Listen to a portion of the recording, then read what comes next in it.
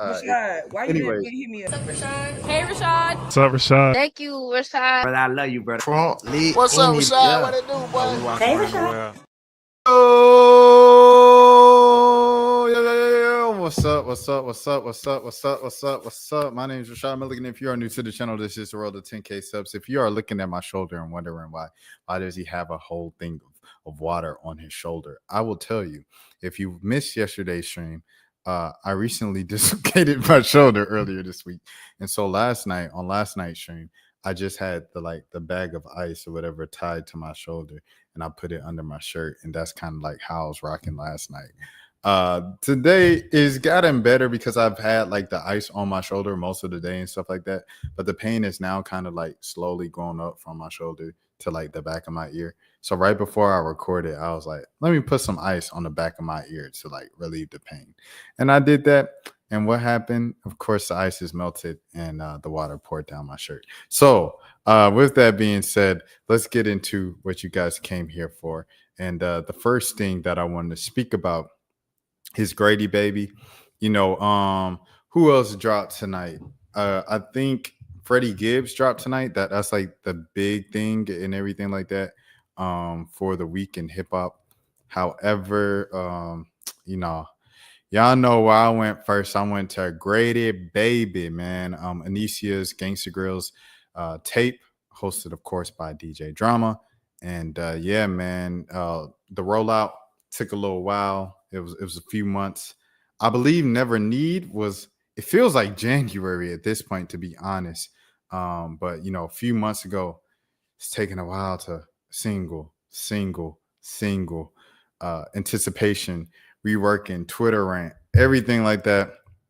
The thing with OT, the Mexican, I think that there's a name, Mexican, the OT, whatever OT name is.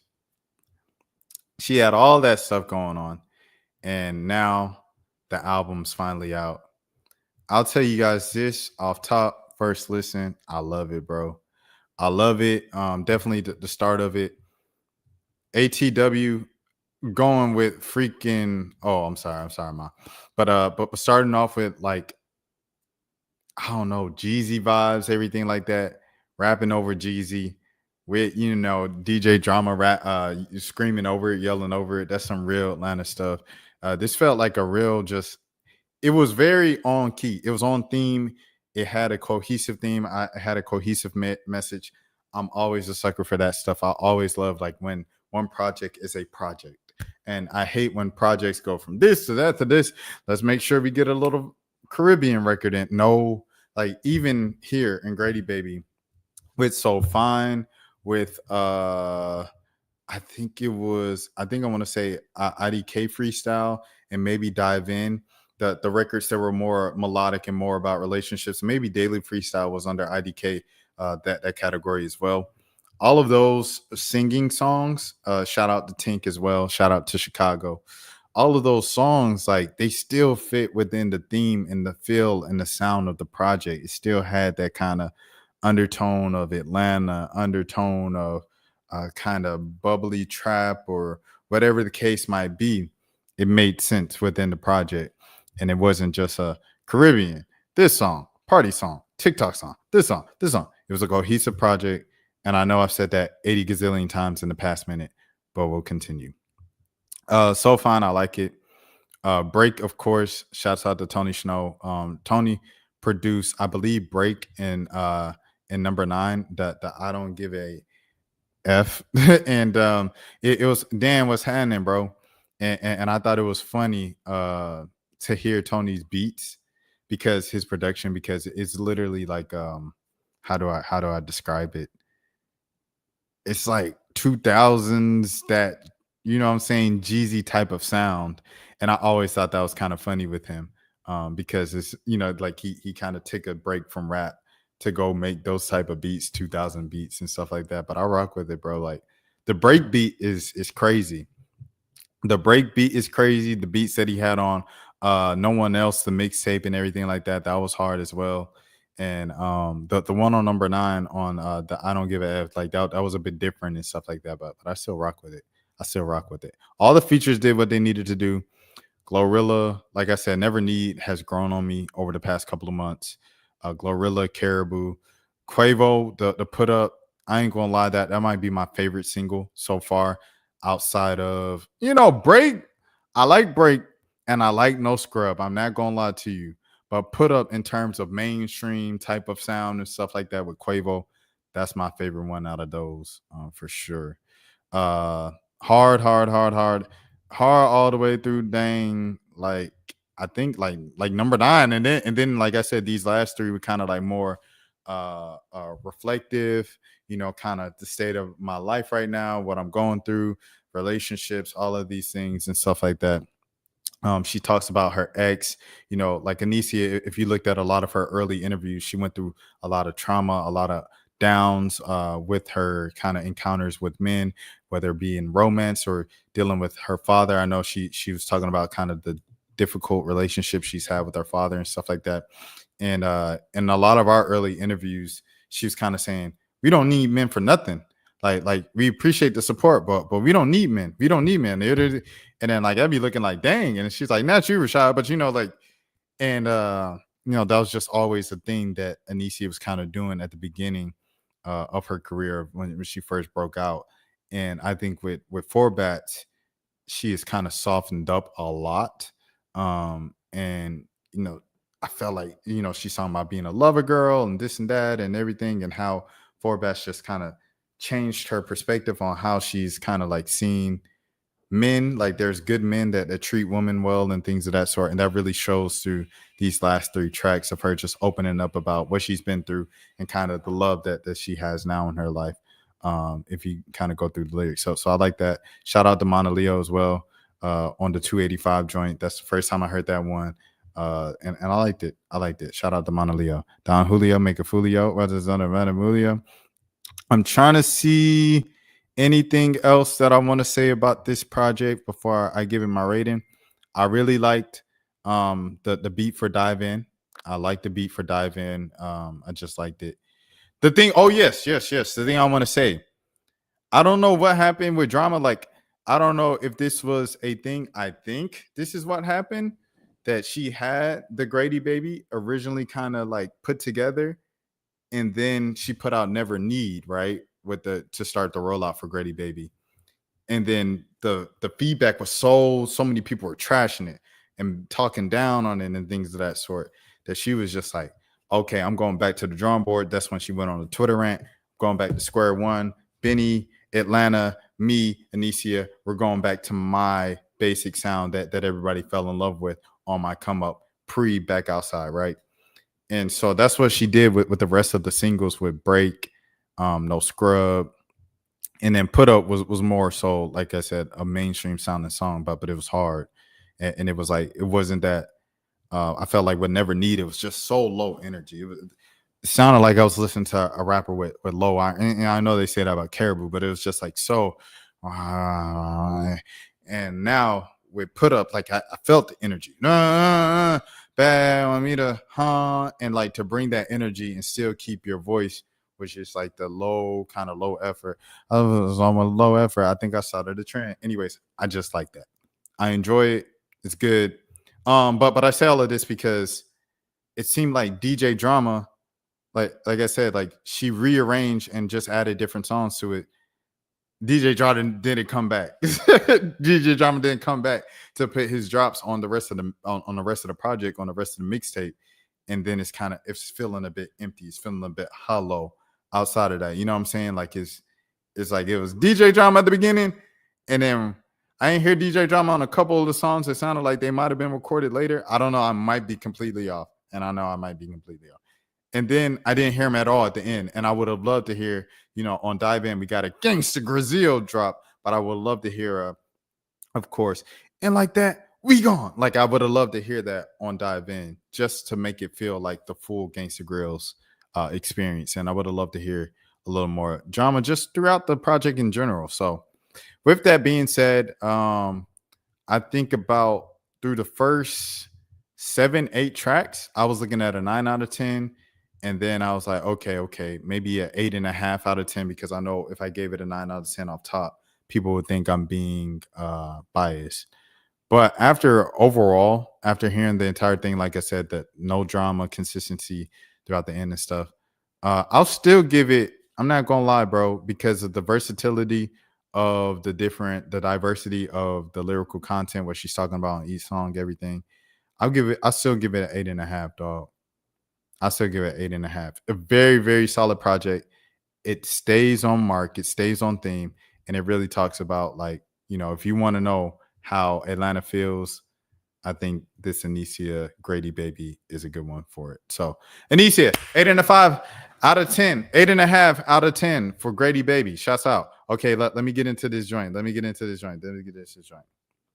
Uh, okay, so Dan was saying, what's on the agenda tonight? I just got through watching the Jimmy Kimmel show, and then he said, my cousins were telling me about Glorilla. Yeah. Glorilla's on this Anicia tape. Grady Baby. Yeah. Did I hear about Dame? That's a cool story for him. Yeah, 100%. I was thinking about talking about the Dame thing, and we could talk about it just a little bit. We'll talk about it a little bit. Let's get into some Dame, bro. Shouting out Damian Lillard.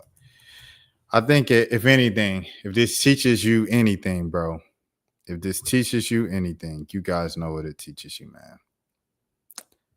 The grass ain't always greener on the other side, bro.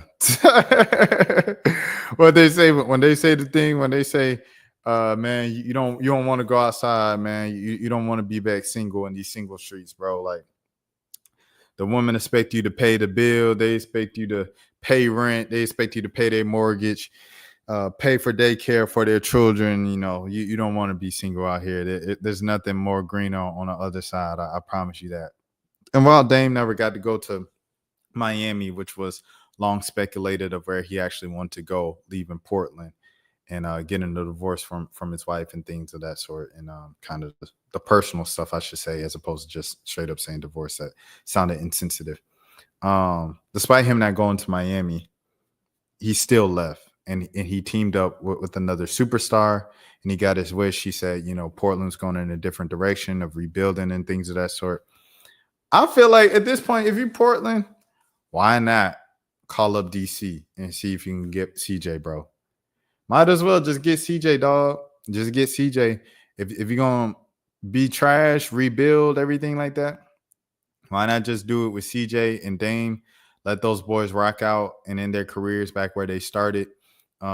It was a great part of Portland, basketball, and now it's time for the new era and things of that sort. But you guys are going to be bad. You know what I'm saying? Like, you guys are going to be bad anyway. Like, even Aiton's gone. So, like, I feel like at that point, guys might as well just let it be. Let nostalgia rock out. Let those guys get their kind of final hurrahs and goodbyes. Like Shams said right here, and like Shams was reporting earlier, kind of part of the disconnect with Milwaukee and Dame reportedly was that Dame wanted to rehab back in Portland for the season with his torn Achilles because he's out for the year. And I guess Milwaukee wasn't cool with that. That was one of the reasons why they cut him and use that money to sign Miles Turner and things of that sort. But now, not only does he get to stay in Portland and rehab, but he gets to stay in Portland, rehab, and use the official Trailblazer facilities. I think it's a feel good story. It's pretty cool. And I look forward to seeing him spend those next 2 years once he gets out of his injury, Achilles injury, gets back on the court and sees the court once again for the Portland Trailblazers, man. Go Jetta Blue said, hello. Go Jetta, what's happening? Good to see you back in the stream. Good to see you back in chat, bro. And then Dan asked, how do I feel about a backcourt duo of Dame and Drew? So Drew doesn't want to be there. So I don't know if Drew's actually going to still be on Portland by the time Dame gets back next year. I don't think he will personally, but we'll see. I feel like Drew is going to force himself out of Portland by then.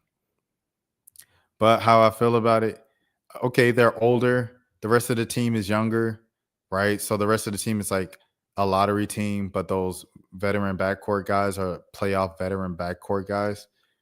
I think that's good enough to be a play-in team. In the West, they might be outside the play-in because it's the West. And that's how I feel about them as a backcourt. Now in their primes, yeah, there's something to That's something to look at. I ain't gonna lie. That's one of the top backcourts in the league for sure. But right now, yeah. It ain't nothing to write home about. Especially the fact that I think they're not even gonna play a game together. This is not from inside intel or anything like that with the Portland Trailblazers or the NBA. That's just me personally. SSB is in the building. What's happening? SSB.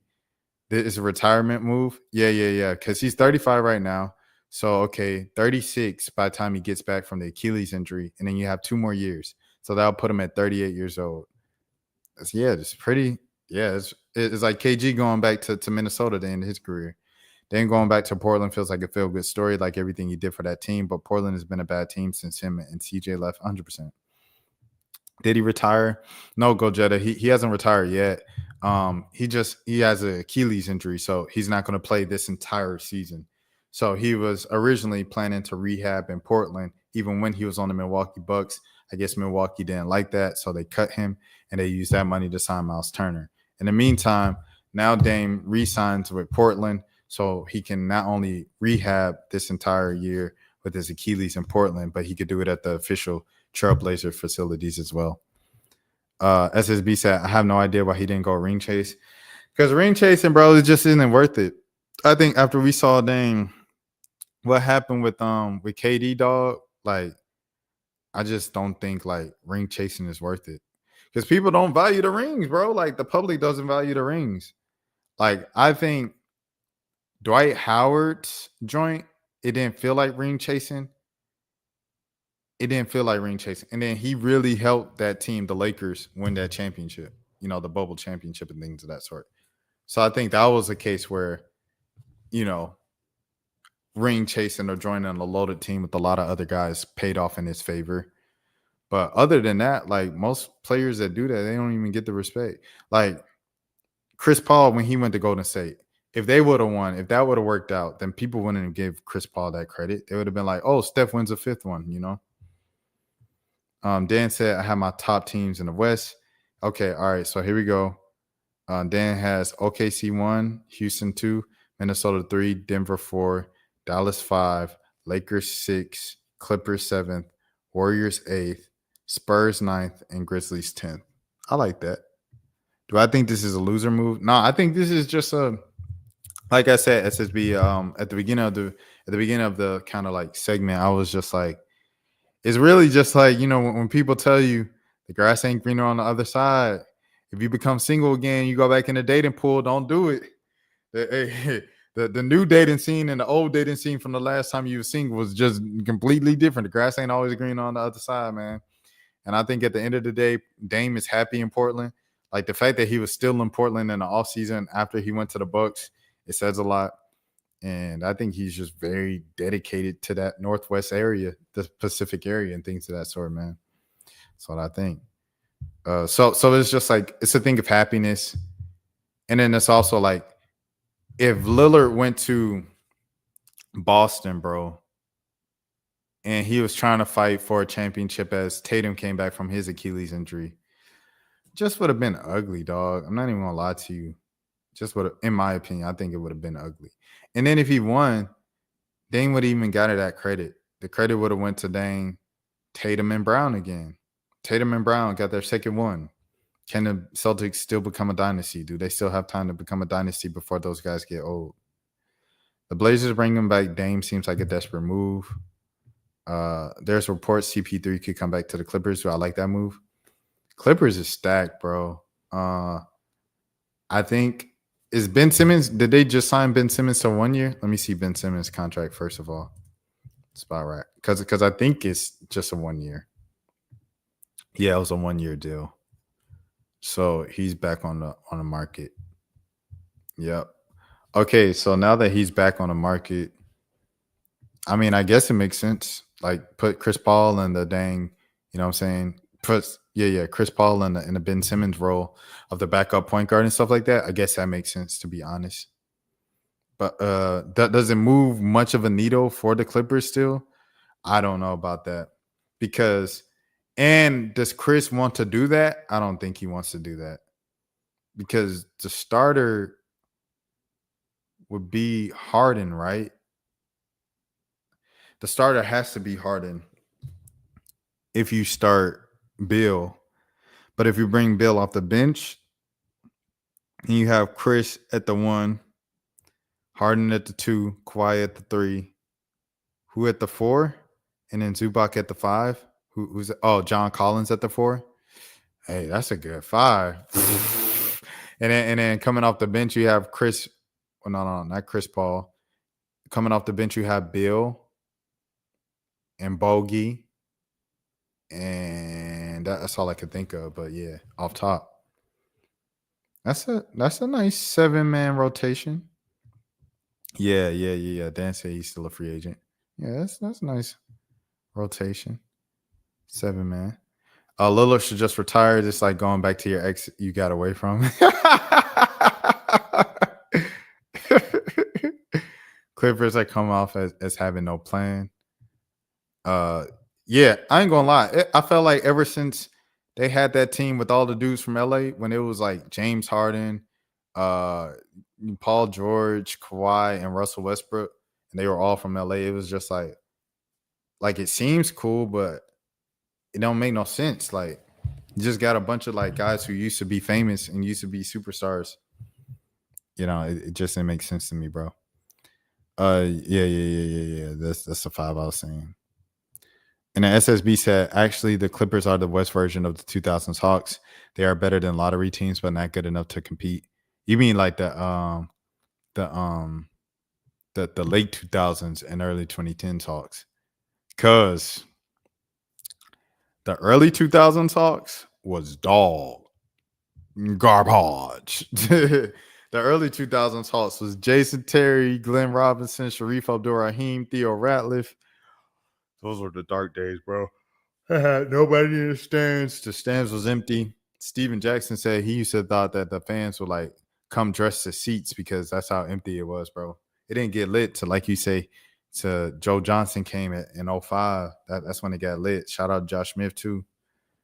Harden, Bill, Kawhi, Collins, and Zubac is still a good starting 5. Plus you have CP coming off the bench as a backup point guard. That's the thing though, Dan. Like Chris Paul said he don't want to back up nobody. He said he don't want to back up anybody. And the thing is, Chris Paul, if it comes down to like there are no offers for him to start around the league, he can just retire. It's just like the Al Horford thing, bro. It's just like the Al Horford thing. Oh yeah, I forgot they got Lopez. They do have Lopez, bro. I forgot they have Lopez. And Christie who? Oh, not Max Christie, but the other Christie, like his brother or something like that. I remember looking at the roster when we looked at the roster for the talking about the LeBron packages they could put together. Let me see. His name was like Chris Christie. Oh, Cam Christie, this dude. Okay. Let me see. All right. So yeah. Max Christie's brother is on the Clippers. Appreciate that, Dan. SSB said, so does Giannis leave now?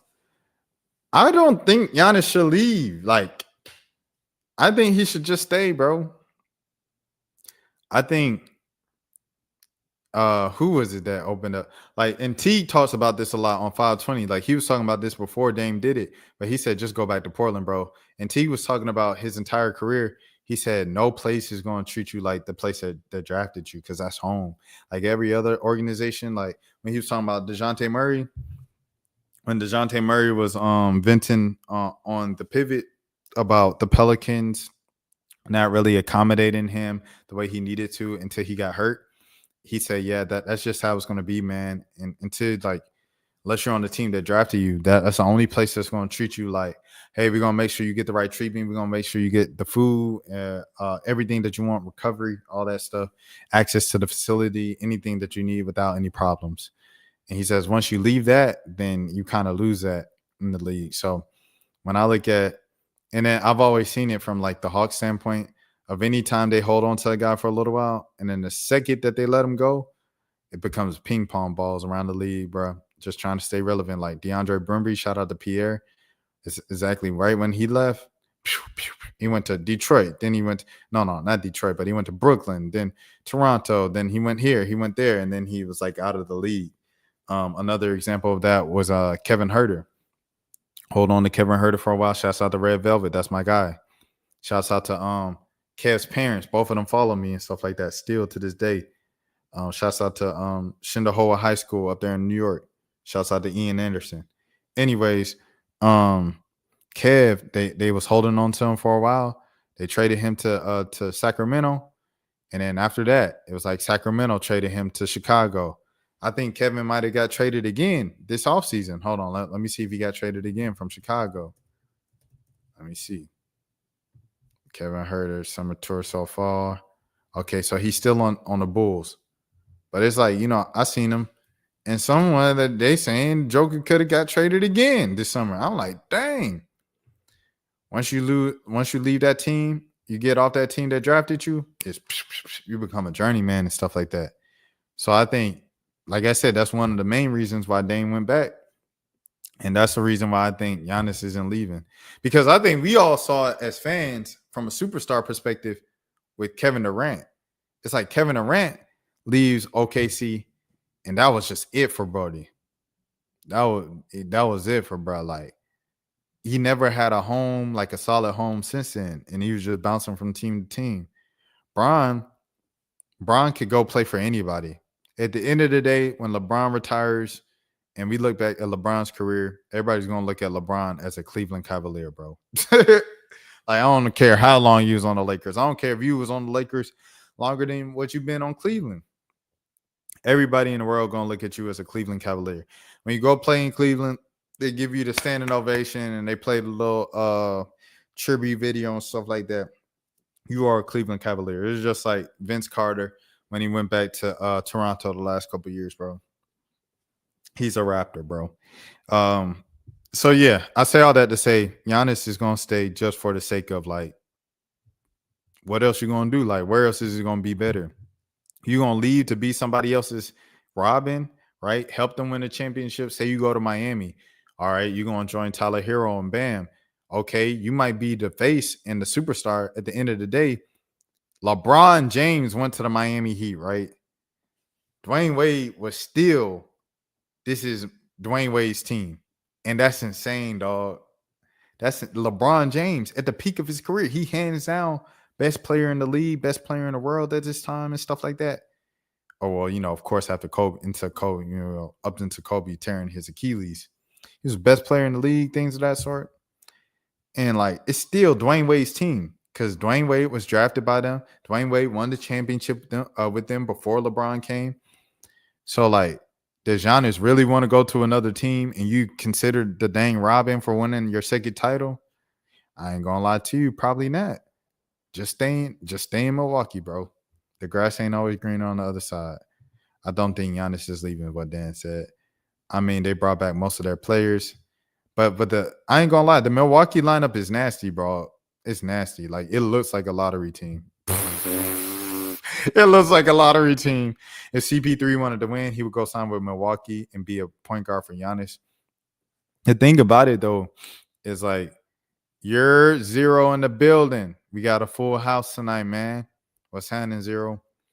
If CP3 wanted, what I was saying about Milwaukee, I felt like if Chris Paul wanted to win, he would have went with y'all, Dan. He would have went to Dallas, but he didn't do that. You know what I'm saying? Because he was like, I really want to be closer to my kids. If not, I'll go back to dang San Antonio. So I really don't think he's going to Milwaukee. I don't think he's going to, any type of East Coast team. I just don't see it because it sounded like he was like standing on business about it for real. Yeah, Zero, Dame coming back home. That's why I say, like, the grass just ain't always greener on the other side. That's when they was like, does Giannis stay? Does Giannis leave? I say Giannis gotta stay, bro. Like, what else? The grass is like, there's no positives for Giannis leaving. Because the example I gave, Zero, was if Giannis goes to the Heat, he's considered, and then he wins his second championship of his career, he's considered like the Robin to Tyler Hero and Bam Adebayo. You know what I'm saying? It's not Giannis's championship. LeBron James, the best player in the world at the time, went to Miami, and it was still considered Dwayne Wade's team. Also, too, why is Russ and Horford still on the market? I mean, Horford to the Warriors should have been a done deal, and Russ should be going to either the Bucks or back to the Clippers. I don't know about Russ going back to the Clippers, bro. I don't know what that relationship is like with those players and his teammates over there. Maybe it's cool, maybe it's good. But what was I gonna say? I don't know about maybe Milwaukee, like you say, for Giannis this season to have a point guard. But I don't know where Russ goes. He's gonna find somewhere. I think he's just taking his time. You know what I'm saying? Because you have until the end of July. You have the end of July. Well, I mean, he doesn't have it into the end of July, but we've seen it before with veteran players. Like the more vets, they kind of wait to see when the market settles out, which teams have which pieces for them to go sign to, so they know the complete team they're going to, and that's what that is. Horford, he said he's still considering retirement. I don't see Al going to the Hawks, dog. A lot of people in Atlanta, it's like half and half. Half of the people in Atlanta trying to gas up Al coming back to the Hawks and then his career in Atlanta where it started coming back home. And then the other half is just like, we don't need Al. Like, I ain't gonna lie. The way Al left was kind of crazy, dude. The way Al left was crazy. I did a stand-up his first game back. And Al, him and his family walked past me. I said, Al Horford, the place where he spent 7-8 seasons. And, you know, he like, and I said, but he was welcome with boos instead of cheers. And then they're like, oh, boo, boo. I said, but we love Al. We love Al. And I folded in the moment. But to be honest, bro, the way Al left Atlanta was just like, it was crazy. And then he left to go to the rivals. Like he left to go to the Boston Celtics and then was like, I'm going for Celtic pride. And the fans just stand up all the time. And the fans, it was like, yo, this is insane. And now you consider the Celtic legend because you helped them win a championship. Are you serious? You left Boston, came back, and you helped them win a championship? Oh, no. I'm cool off that. Even if he's benefit to the Hawks, I'm cool off me personally. And that's how a lot of other people in Atlanta feel. So yeah. I don't know where Al goes though. You know, Mark Spears was saying he could go to the Warriors, like because his son is a big basketball guy. So he's like, play with Steph Curry, Dad. But I don't know. He might retire. We don't know. I got a real question though. Why is Quentin Grimes still on the market? Bro was a good player for the Mavs until they traded him to the Sixers. Grimes is a dog because he's been a good player on like bad teams. Like when like you say, he was a good player in the Mavericks rotation, and then they traded him to Philly, and then he was playing well with Philly, but they were irrelevant. I don't know if that was that who George Niang was talking to when he was talking trash when he said you wouldn't be doing none of this. he said if Maxey was here, yo would be in the corner just like me. You a role player just like me, bro. Shout out to George Niang. I gotta watch that clip, bro. I gotta watch that clip because I don't know if that was Quentin Grimes he was talking to. Let me see. Grimes. Was it Grimes? It was. It was Quentin Grimes.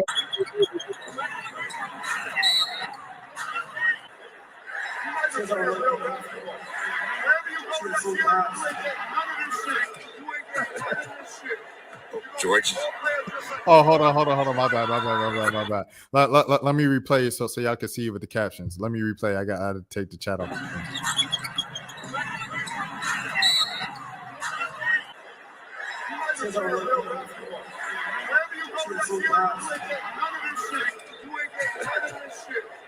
George.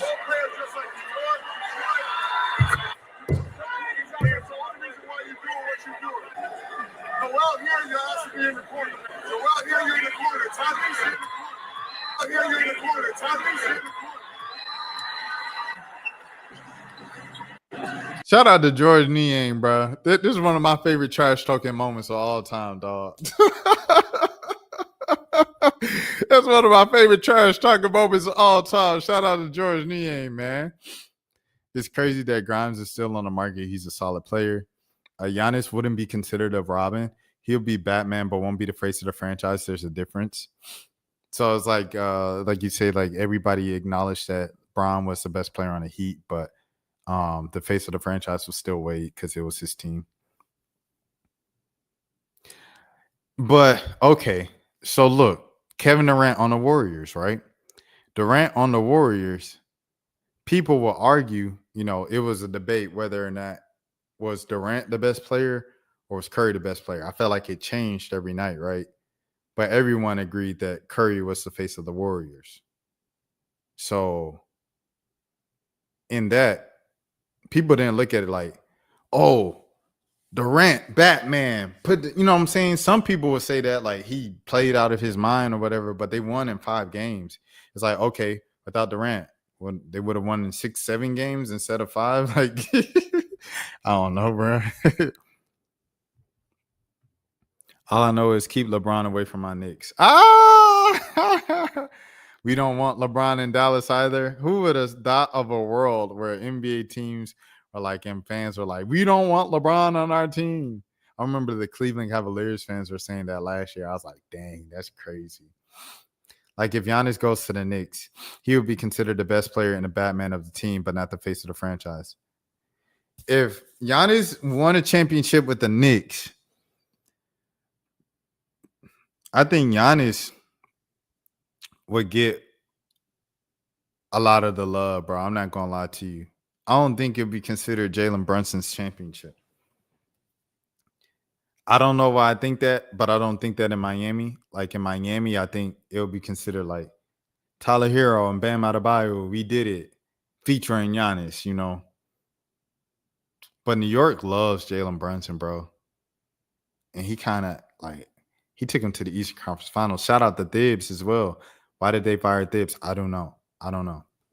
And I know New York fans were like, oh, he got out coached, this and that. Like, fans always going to complain, bro. I'm not going to lie to you.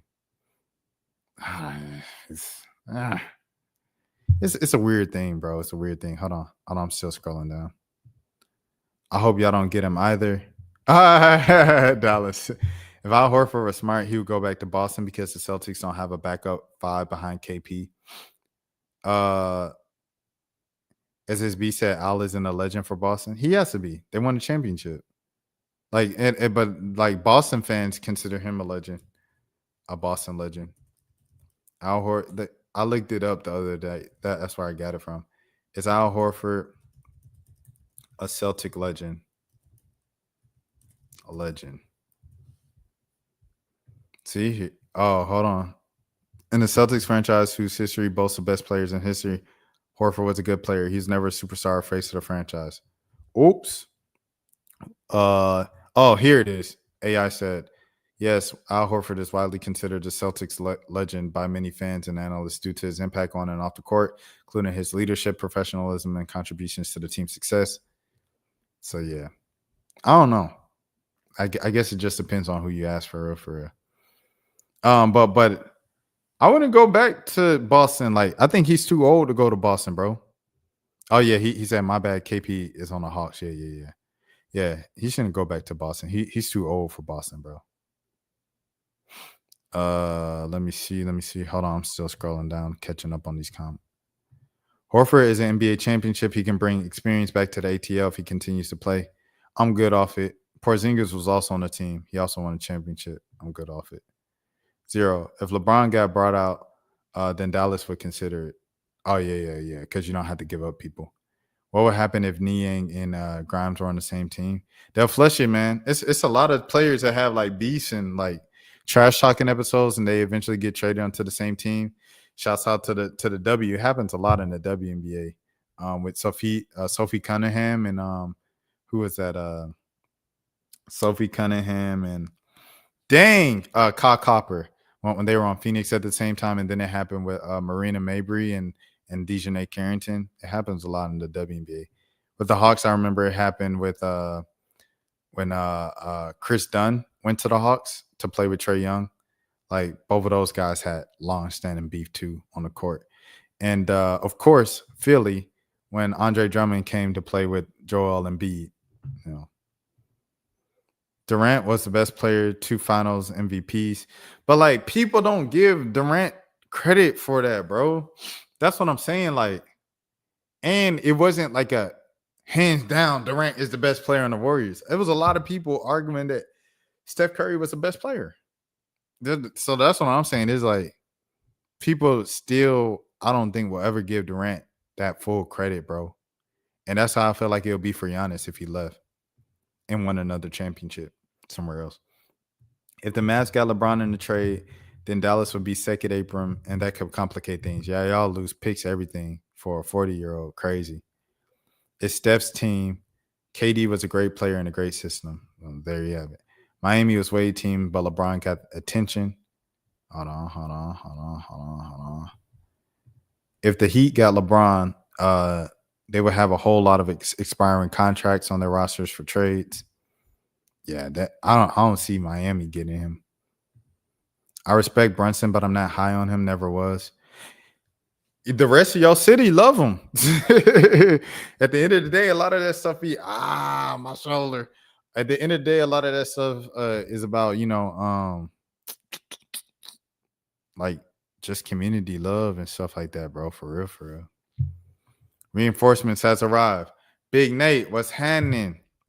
What's happening, Nate? Wade was injured a lot when LeBron was there, 100%. Celtic legend, ? And then said, so if that's the case, Paul Pierce is a Wizard. Listen, no, it's not the same. Paul Pierce never won a championship with the Wizards. Paul Pierce never left the Wizards, went to somewhere else, and then came back to, like, Paul Pierce didn't go from the Wizards to the Clippers and then back to the Wizards and then win a championship with the Wizards. It's two totally different teams. I will always remember Luka and Brunson backcourt. Yeah, you guys fumbled that one. I ain't going to hold you. Or Dallas had a lot of good players, and they just, like, fumbled the situation. Luka had a way better supporting cast and traded early on in his career. Legend, GOAT, generational. We are throwing around those words too loosely. Who? What I say about legend and GOAT? Who I say about legends, GOATs, and generational? Wade was injured because of the system was built around LeBron. Wade carried Bron more than people realize. Oh, Zero really hates LeBron James, bro. I'm not gonna lie. Zero hates LeBron James. It's LeBron James, bro. Look, I'm not gonna lie to you. LeBron first time around in Cleveland when they was doing the pictures on the sideline with Delonte West and all them jokers, hated LeBron. He flopped all the time. He traveled every play. At the end of the day, 20 years later, 23 years later, I can acknowledge that LeBron James is a great basketball player. Is he the GOAT? No. He's a great basketball player, though. I wish we could do a LeBron trade, though, Rashad, because people don't realize how could it affect a team salary cap. Yeah, man. I think when you saw a lot of these moves, like Boston clearing the air and everything like that, you know what I'm saying? It's Nate said he's speaking in general. But yeah, I think it was a rude awakening of like the new second apron and everything like that, new CBA. SSB, those MVPs could have easily been Steph's. The goal was to create a rivalry to LeBron, while Steph's rivalry was more to Kyrie. It's a good point, Zero. Wade would get injured because he didn't know how to land when dunking or going to the lane. He would fall a lot and not land properly. Terrible for the legs. Wade was getting hurt before LeBron, during LeBron, and after LeBron, bro. He was just an injury-prone dude, dog. Like SSB said, the way he was dunking and landing and stuff, it Derrick Rose type beat. Fans poll would tell you what the package will be for a LeBron trade. Yeah. Remember when Wade was on Cleveland, bruh? Man, Wade don't want you to remember that. That's banned from the internet, bruh. Lame CQ open them packs. Any updates on Slimeroni? She's honestly... Yo, who is this? I'm like, yo, that's a very specific question, dog. That's a very specific question. Like, shouts out to Lames, bro. Wow. I don't know. I was impressed by that question. That's a very it ain't too many times I'm just like, what the heck? Dang. Any updates on Slimeroni? Let me check her page. Because I haven't kept up with Slimeroni in a minute.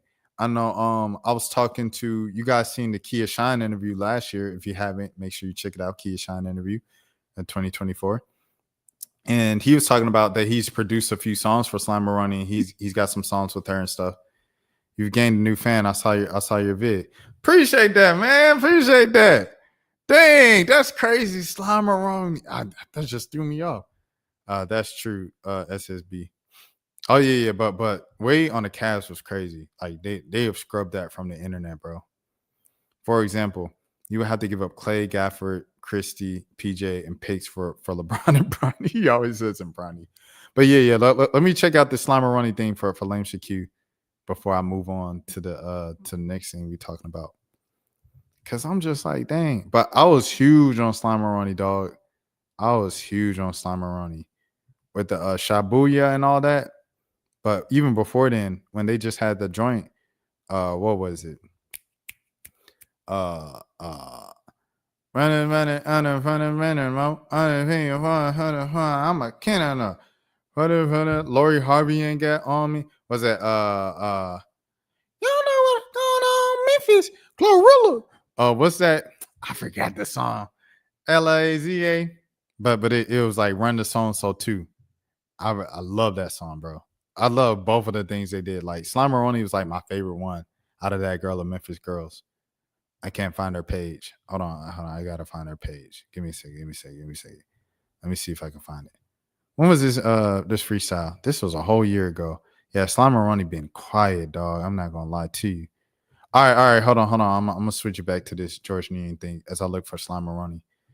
Y'all speak amongst yourselves in the chat as I look for Slimeroni here. All right, I see her on Instagram, but where is her Twitter? All right, let me see. There you go, Queen Slime. I found it. Glorilla, all hood black girl. Oh, she stay in Atlanta. I didn't know she stayed in Atlanta. Oh, we gotta get an interview in then. Hey, Slimeroni, we gotta get an interview in, man. Yo, it's crazy. We definitely got to get in. Y'all never made me. So the last thing she was tweeting about was Love Island. I dance like a video vixen every day to make sure I don't lose my spark. That's funny. Let me see. She got any music updates? Slimeroni. Oh, here it is right here. This looks like some new music. I got to check it out. I'm not going to hold you. I got to check it out. I got to catch back up on Slimeroni for real. Derrick Rose as well on the Cavs. He was on the Cavs too with Wade. There's a lot of forgotten NBA teams, 100%, dog. Ever since Kara and Anicia started popping, the Memphis team been looked over. It seems right. 100%, 100%, dog. I'm not gonna lie to you, Lame. Because it was like this. For me, what did I see first? I saw FNF. I saw FNF bubbling before it had 1 million views.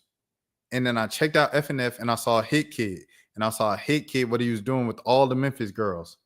And I was like, yo, I was showing it to everybody. It was Set the Tone. That's the song I'm thinking about. Set the Tone 2. And I was like, yo, this is the future of hip hop. This is the future of rap music. Like these two right here, like the Memphis girls, like this group of Memphis women. Because before that, a few years ago, I was on heavy those girls from Dallas. What the girl's name? Dang, the duo, bro. I liked them too. They had a song, 2 racks, then I sent it up to 10, made a racks, then I do 100 again. Ra ra ra. It was like the name Lola Brooke. It's like no, not Lola Brooke. It's Little Brooke. And Sensei Molly. Yeah. Hold on. I'm gonna look him up so you guys can follow me now. So Sensei Molly, Lola Brooke, I was on them heavy in 2018. I was like, yo, these two girls, like, why aren't more people talking about them? I believe they're from like Dallas. So I was really heavy on them, right? And then fast forward, FNF comes out with Glorilla and Hit Kid. And I'm looking at Hit Kid and everything he's doing with Memphis. And those girls, Slimeroni, Aliza, K Carbon, Glorilla, all them. And I'm like, yo, this is the future of rap music. And then, like you said, Caribou came out with that Human Money Counter and Atlanta took it over. I ain't gonna lie to you, Atlanta took it over after that. When Kara made Money Counter and Yachty signed her, it was over with. Because then Anicia popped from being next to Kara. And then both of them had their moment, and they were running for a while and stuff like that. Kara was doing her thing with Concrete, and then Anicia had Back Outside booming around the city and stuff like that. And then the young girls from Atlanta just started popping up, and then they took over from the Brooklyn Knee with I'm So ATL, and then Bunna B with the Burn of Summer and all that and stuff. Like them jokers was just Atlanta just took it over again. I'm not gonna lie to you, but Memphis got some folks for sure.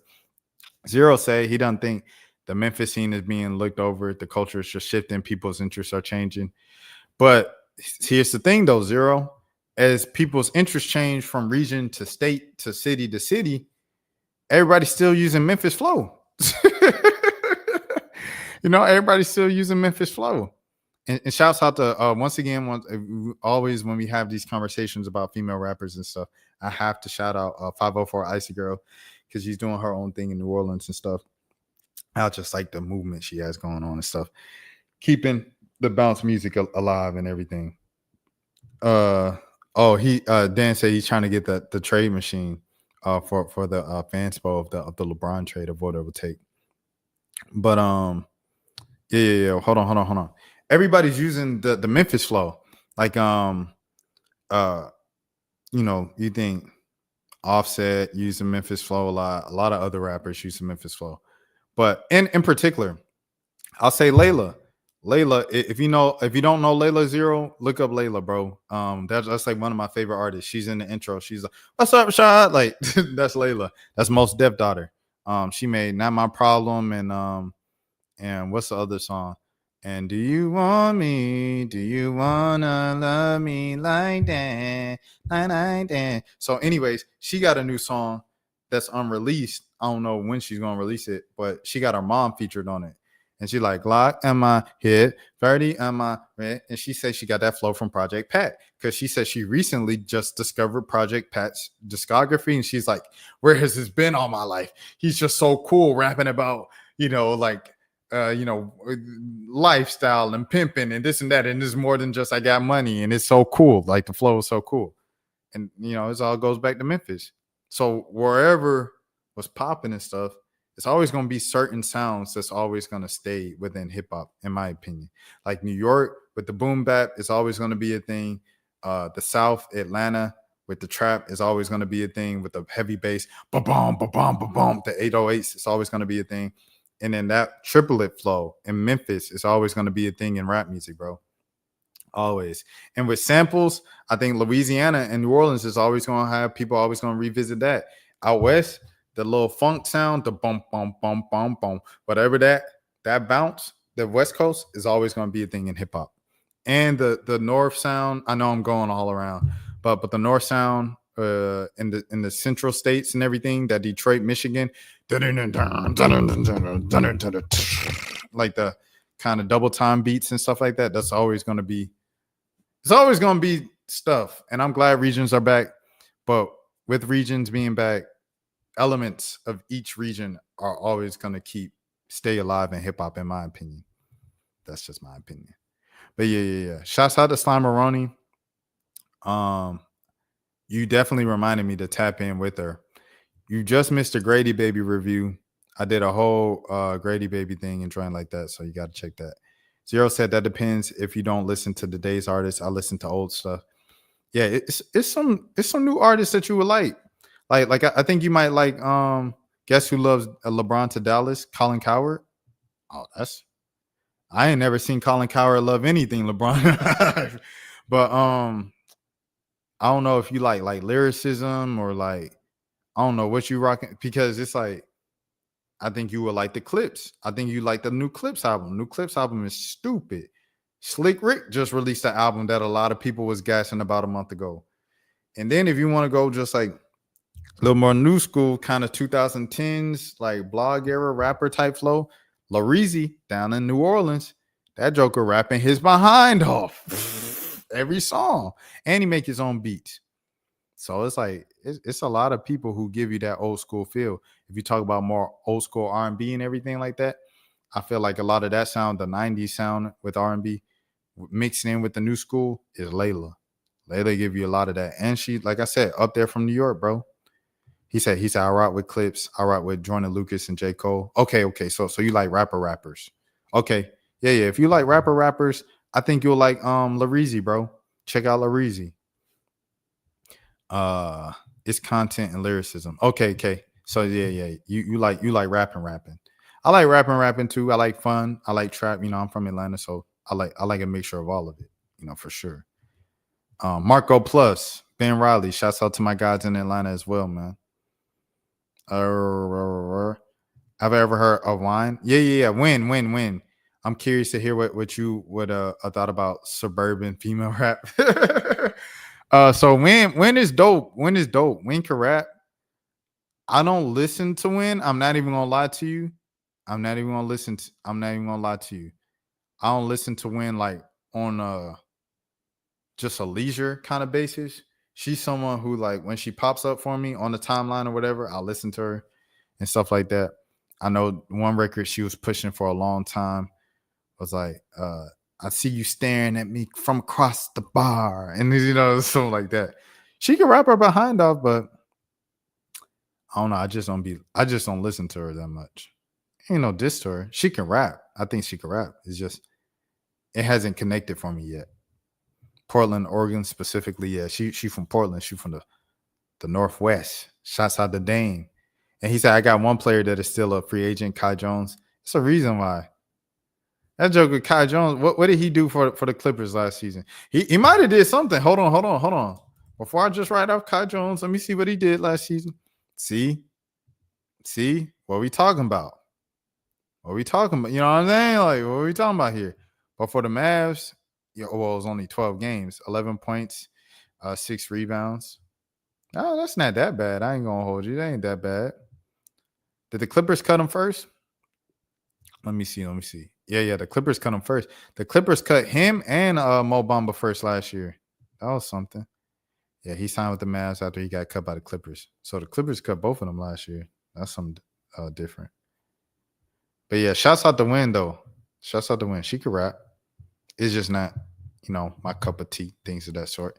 And then in terms of just suburban rap in general, I'm from the suburbs. So it's like I used to listen to when they were making music, Larry League a lot. It's 3 white boys, Larry League from like Marietta. They were from Cobb County. And them boys was fine. I ain't gonna lie. If you know, you know. If you know about Larry League, you just had to be there. SoundCloud era, mid 2010s. They had some motion too. Shouts out to Larry League. I like suburban rap because I can connect with it. Like I listen, you know, you talking about Portland, Oregon. Let's talk about Amine. Amine suburban rap from Portland. I like Amine. I rock with him. The last album I haven't revisited. It kind of reminded me of Smino's last album of a lot of kind of elevator type of music and stuff like that. But Limbo was my album, my rap album of, I think that came out in 2020. Limbo was my rap album of 2020, dog. And I like a couple of the joints that he got on the K-Tronada joint, on the K-Tronada album. I think the Mavs are gonna make, and I like, it's a lot of Amine stuff I like. The 1.5 intro with the Dr. Whoever. And then he came in with the Reel It In. I got the bag, telling friend. Like I like those 2 joints from 1.5. Yeah, he got some stuff, bro. Amine got some stuff. I'll ride with him. I think the Mavs are gonna make a trade, but it's gonna be a minor move since they gotta make the Exum signing official. Yeah, if the Cavs want Omax, then they gotta give us a 2nd round pick. Yeah. I agree with it, Dan. Like, if you guys want to bring back Exum, you guys gotta move around the money and stuff like that. Excuse me. I'm sorry for burping in y'all ears and things of that sort. I'm gonna get to the next thing that I had planned, which was this dude speaking on Bean. It's another OG defending Bean. We defending Bean all week, bro. Bullshit. I defend Bean until I can't defend Bean no more, bro. Y'all know. Oh yeah, look. Y'all found out real quick what type of fan I was as a child. Y'all finding out real quick in real time this week, man. Rest in peace to Kobe Bean Bryant. Rest in peace to Gigi. Yeah. Rest in peace to the Antebelly family. The Altabelli family. Yeah, shouts out. I'm serious. This is whack, man. Get the hell off the air. The man is dead, man. And y'all gonna be criticizing him? Come on, man. That's one of the things I hate about this damn world, man. They're being opportunistic because this man's no longer here to defend himself. But you guys loved him. You love his shoes. You love everything about him. And now all of a sudden, oh yeah, I was way better. No, you were not. Bums are talking. And I'm not saying that Tracy McGrady or Jeff Teague and are bums, but it's crazy, kid, because when I seen this clip, I just thought it was a random OG. This is the Brian Scott podcast. This is a Brian Scott podcast. I didn't even realize. Shouts out to Brian Scott, man. Tear apart Kobe legacy because they can't do it to Jordan. Hey, 100%. Talk that talk, Zero. bum mindset to criticize this man, and he's not here to defend himself. You didn't say none of this shit when he was alive. Let the man rest in peace. I'm sick and tired of this crap with these people. My mama told me a long time ago, you know, if you ain't got something that's nice to say about somebody, don't say nothing. Keep it to yourself. We are talking about one of the greatest players that ever played this game. Facts. Who gave this game everything he had. Message. I was in that locker room his last game when he told the guys on that team that he can walk away from this game feeling that he gave it everything he got. Facts. And he can walk away with a lot of pride. He even sacrificed friends, family, all the other shit because he wanted to be one of the greatest of all times. Like OP said, I mean, cut the bullshit. You know, all y'all out there talking all this shit about, you know, he ain't this, he ain't that, man, cut the bullshit. We all know that he's one of the greatest of all time. Get that man his flowers and let him rest in peace. Talk that talk. Rest in peace, Kobe Bryant, man. What is they talking about? And you know, come on, chat. Come on, chat. You know I had to do this. If we talking about Kobe, you know I had to do this, gang. Come on, man. What is we talking about? Rest in peace to Kobe.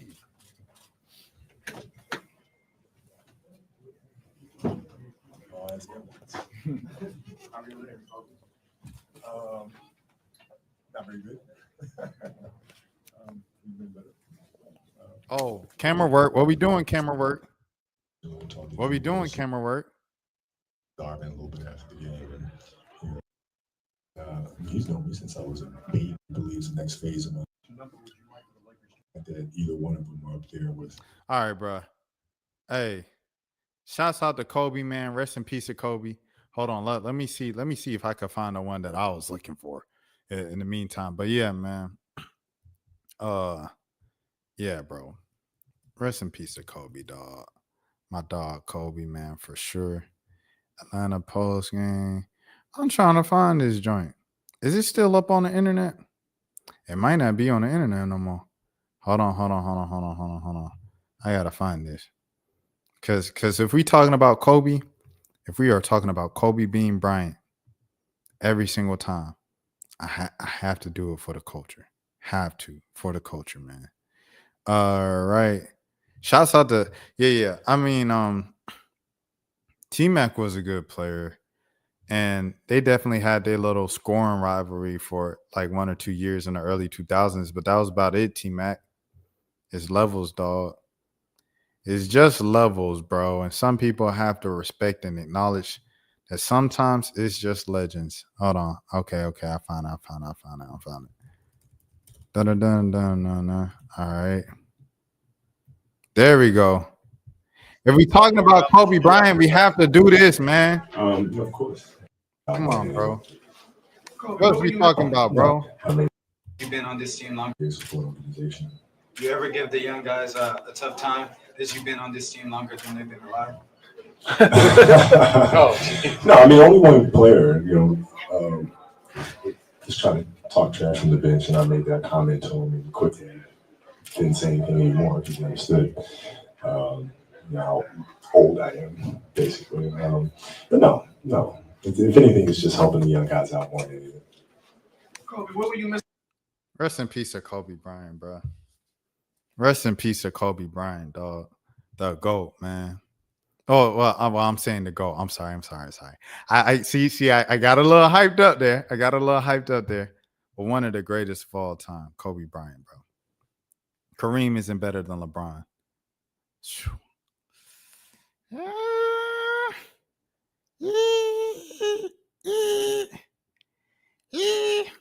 Wilt is better than LeBron.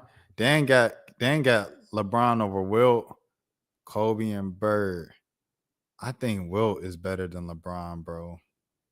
Wilt Chamberlain, I'm standing on that. I think Wilt Chamberlain better than LeBron. I think Kobe better than LeBron. I'm standing on both of those. I'm not gonna lie to you, Chief.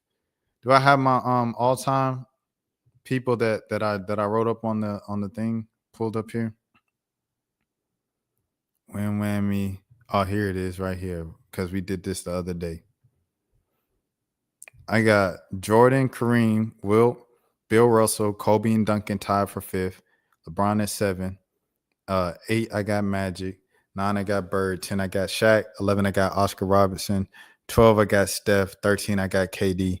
14, I got Jokic. And 15, I got Olajuwon. So that's my top 15 of all time. I didn't know LeBron was trying to chase. Oh, he did, but LeBron trying to chase MJ, bro. LeBron was 4-6, and his biggest argument is longevity. That's not a valid argument for the GOAT, but it is for a great career. I agree with that, Zero. That's the first LeBron thing that Zero has said that I'm like, I agree. Because he be tweaking. Rest in peace of Kobe Bryant, bro. Bean. His final presser that he did against the Jazz was so iconic. The press conference, bro. Come on, man. You know what it is. I'm not a Kobe fan, but I respect the heck out of his career. I know that's right, man. Hold on, where we at? Jordan has a career worth of 2 Hall of Famers. Kobe was one of the best, man. 100%. He definitely top 10. Like, this all started because they have him, Bleacher Report got him at number 11. And I think they did that on purpose to get everybody mad. But it's like, why you rage baiting a dead man? You rage baiting a dead man is crazy. But they did this when he was alive too. Remember the ESPN like best players of the league? And then they had Kobe at like 32 and had like Jeremy Lin ahead of him or something like that. What was it? Hold on. ESPN best Kobe Bryant. ESPN best players. Ranks him among the best players. Nah, not no 25th century. It was like best players of the 20. Yeah, see, here it is. Kobe Bryant calls ESPN a bunch of idiots for ranking him 40th. I bet every NBA player feels like this except for LeBron. That's funny. Only number 1. I'm clearly the zeroist. So what year was that? They say 10 years ago? What year is that? This is 11 years ago. So that was 2014. 2014, Kobe was definitely probably like the 40th best player. I ain't gonna lie to you, gang. Kobe is probably about the 40th best player in 2014. I ain't gonna lie to you, post Achilles. Dang, they have my man's right below Andre Iguodala. That's tough. Shout out to Andre Iguodala. Shout out, LeBron is a great player. I take nothing from him, but he does have a losing finals record. If he was 6-4 instead of 4-6, I'd agree with you. Kobe would have came back to the league with all this talk. Hey, look, Kobe just like Jordan, man. They said Jordan was sitting down watching the Bobcats. They said he was working out. They had to stop. They had to stop him, man. They had to stop Jordan from working out. He was sitting down watching the Bobcats lose every game. Hey, MJ, you 50, bro. Chill out, dog. Dirk has always had a ton of respect for Kobe. I remember when Dirk played against the Lakers, Kobe got hurt. And when Dirk hit the game-winning shot, Kobe dapped up Dirk. Yeah, I remember that. That was late in Kobe's career. He patted him on the hiney. I remember that.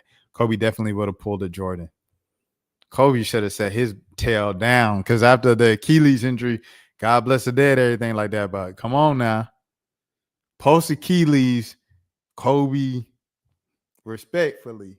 That's the only Kobe thing I'm going for is Kobe post Achilles. Anything pre-2012, 2013, I'm not going. I was there. I seen it. Anything pre-Dante Jones. But Kobe, the legend, Rest in peace to Kobe Bryant. Rest in peace to Gigi.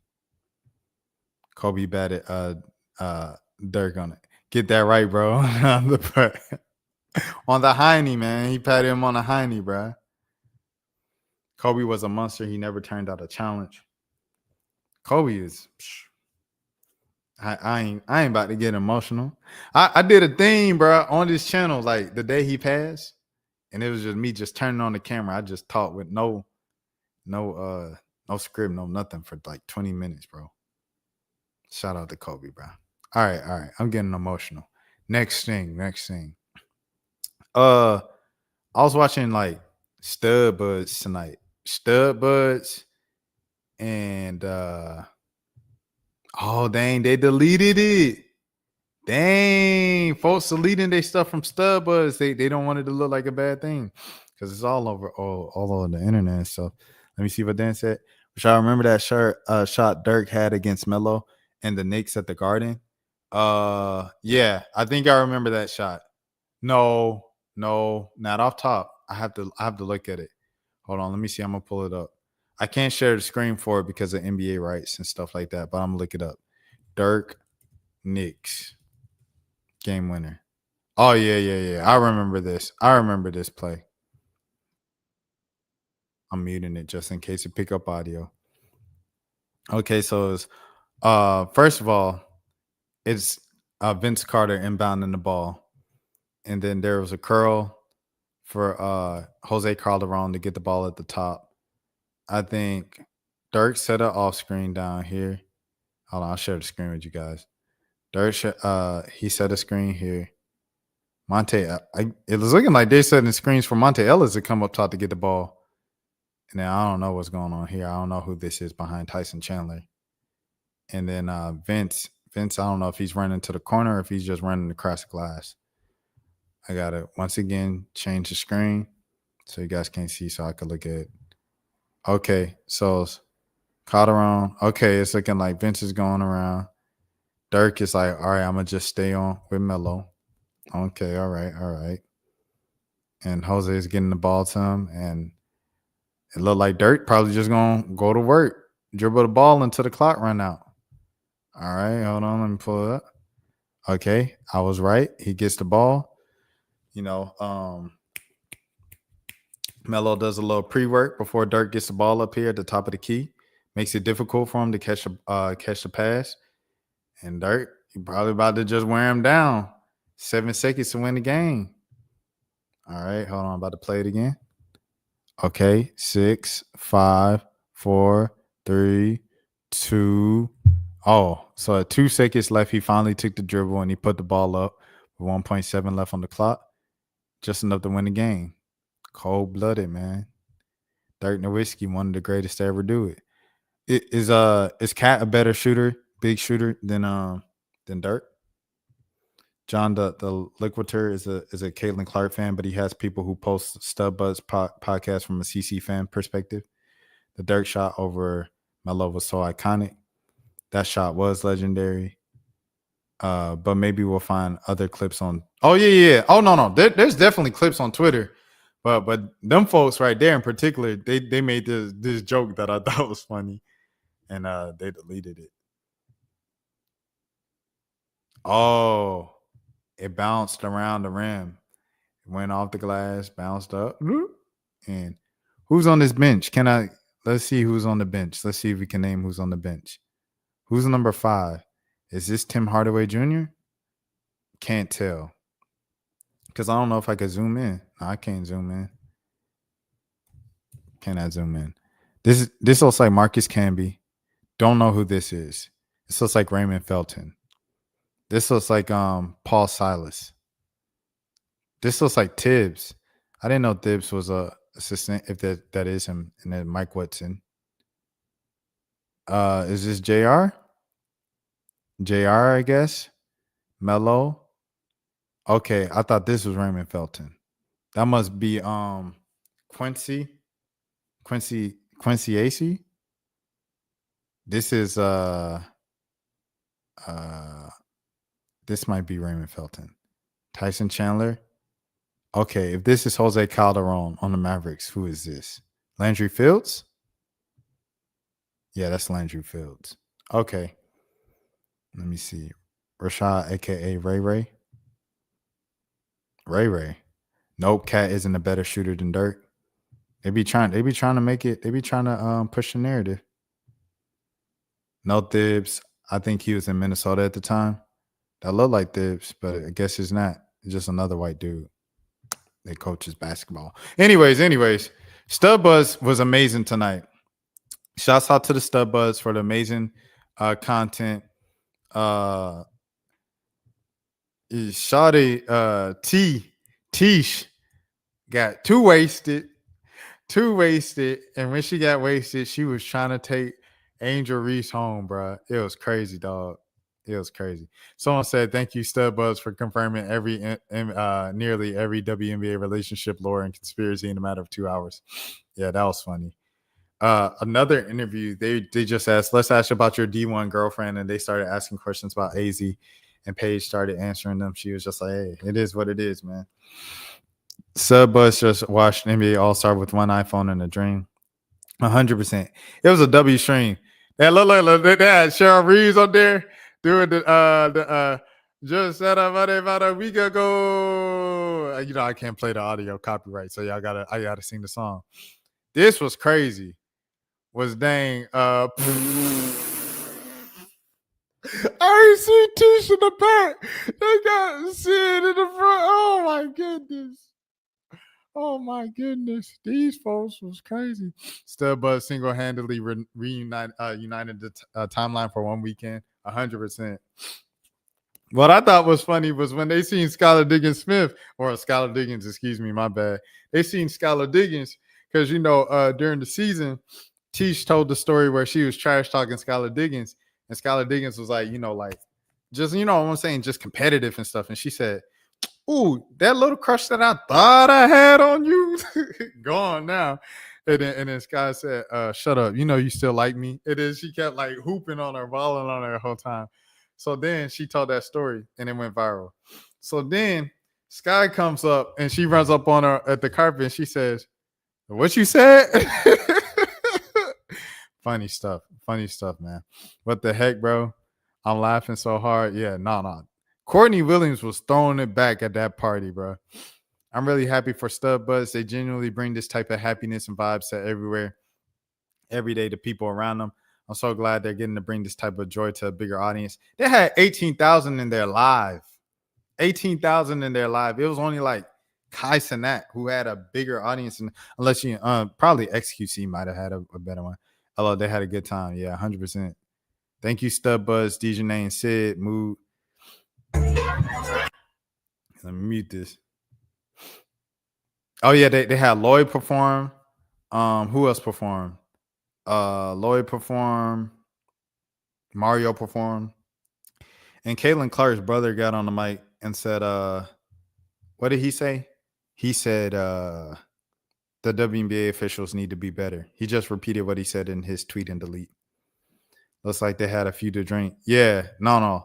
Tish, like I said, Natisha Hyman got drunk and just started flirting heavily with Angel Reese. And Angel Reese was like, "Save me, please." WNBA Twitter talking about Studbuzz All-Star Weekend streaming 5 years, 30 for 30. T trying to take Angel down. The 72-hour Studbuzz stream is actually genius. They filled the gap in content that was very much needed and gave everybody something nobody else could. I hope they make a bag. Oh, yeah, they're going to make some money off of that for sure. All right, I need an AZ, Paige, Marina, Naya, Dejanay, and Liz all on Studbuzz episode together. That might not happen. Yeah, that's the end of Studbuzz. They had a good run. Look at it.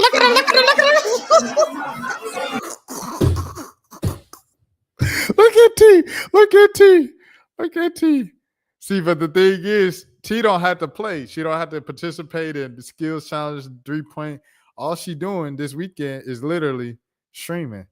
She not playing in the All-Star game. Look at her. Done ran into the door trying to be cool, leaving the club. They say, "You got to get out of here, Tish." All right, bro. All right, y'all ain't gonna get me banned off of this app. Studbuzz better win an SB next year. Period. That's funny. Caitlin asking Studbuzz, "Are y'all gonna sleep with that on the camera on?" Corey and Teaspoon were like, "Yep." The concept of private relationships being outed on a stream called Studbudz. That's funny. We're teammates. All right. I'm about to get off there. I'm about to get off the Studbudz. Caitlin Clark's aunts made sure they stopped and showed love to the Studbudz. Oh, these are her aunties. Oh, that's what's up. Shouts out to Caitlin Clark family, bro. Shouts out to CC's family.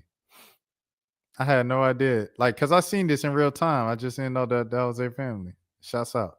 Studbudz going to have to rewatch their stream to find out what they've been up to. 100%. I don't think Tish knew what was going on. Oh, hold on. Let me see. Let me get on the other side. You know what we got in here? If you play basketball, you my twin. What's Tell up, people gang? what you got on, twin. Oh, this is our Marty fit with the Prada loafers. What y'all got on? This is straight out of Express. Straight out of Express. Straight out of Express. You look good, twin. You look good. Get the pink hair though. Yep, you gotta bring that next. You gonna have the people going crazy. So, And we know you got that code. Go get 50% off, man, on DoorDash. Use that code, man. Use that code. Use that code, man. He's like, I can share the code. Hey, you look You look good, though, man. Yeah. Okay. Okay. Well, we going where you going? I see how you do your party. Oh, yeah. Flex.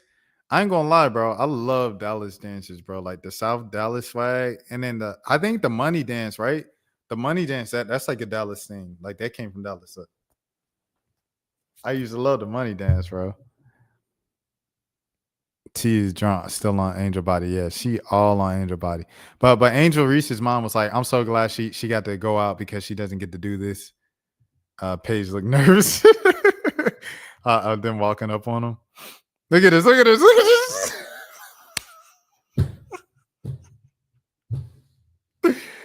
Hey, yo.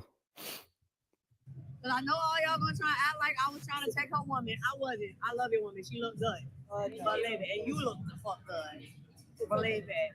Thank you. Look. She looking like, why did y'all just like tell our business? You look nice. Maureen Johannes, guys. Maureen Johannes. Believe it. What's up?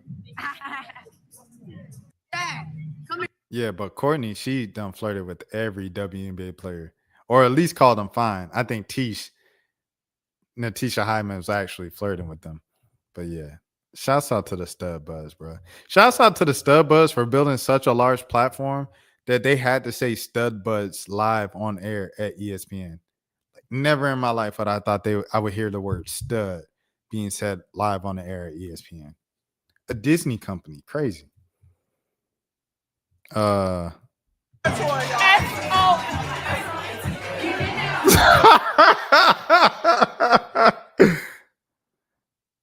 yeah, Angel's mom said she never gets to do this because when she got so famous, I remember she was saying like she couldn't like leave her dorm and she can't go out and stuff like that. I know how to do the flex dance, but I do it too fast, which I shouldn't.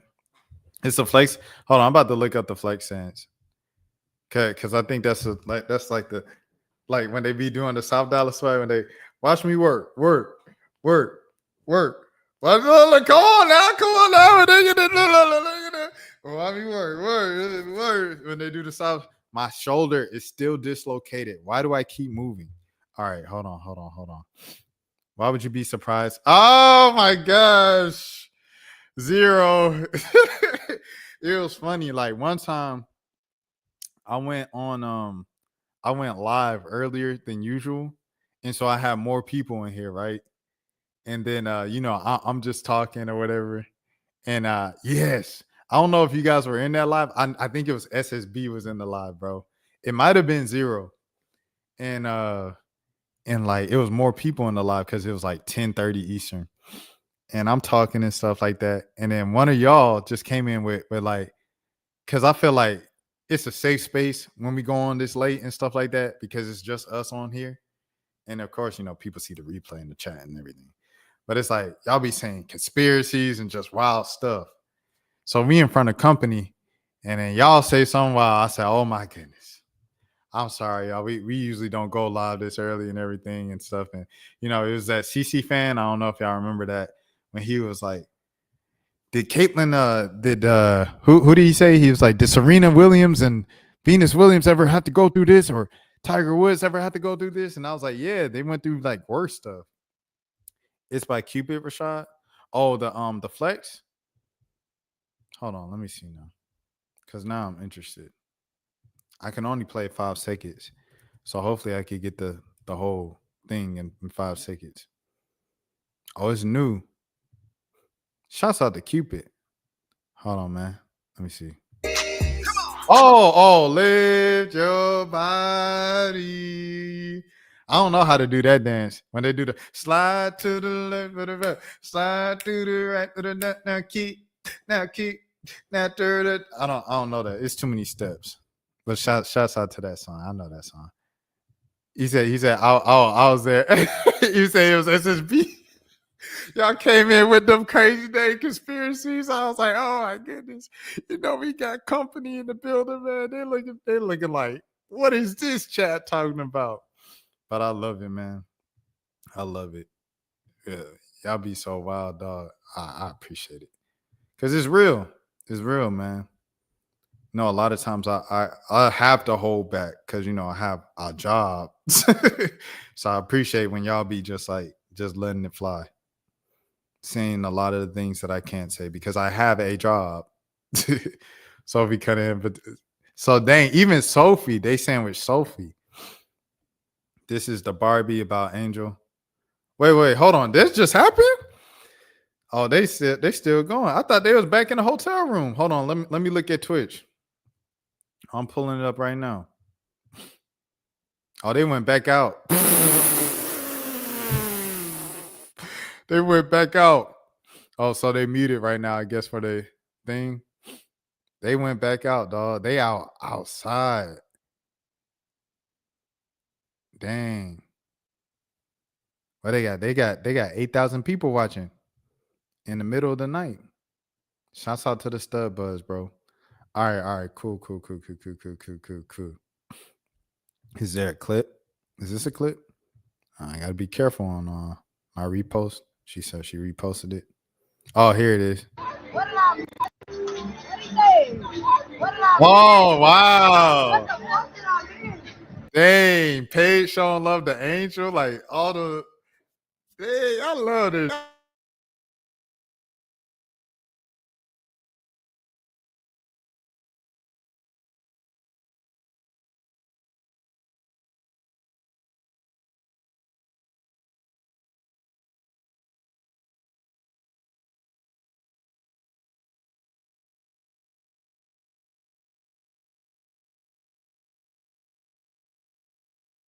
I'm gonna have to go with the yeah. I know my mic unplugged. This is the laptop audio. I was looking for the mic audio. I'm trying to get it back again. Hold on. But it's not popping up. It's tweaking. Let me see if I can get it. I'm trying to get back my mic because now it's gonna bother me for the rest of the time. Be like, dang, I wish I could have my mic audio. You hear like a little echo. You hear more of like my room and stuff. Or not my room, the living room, I guess. Hold on. Come on, microphone. Let's work again.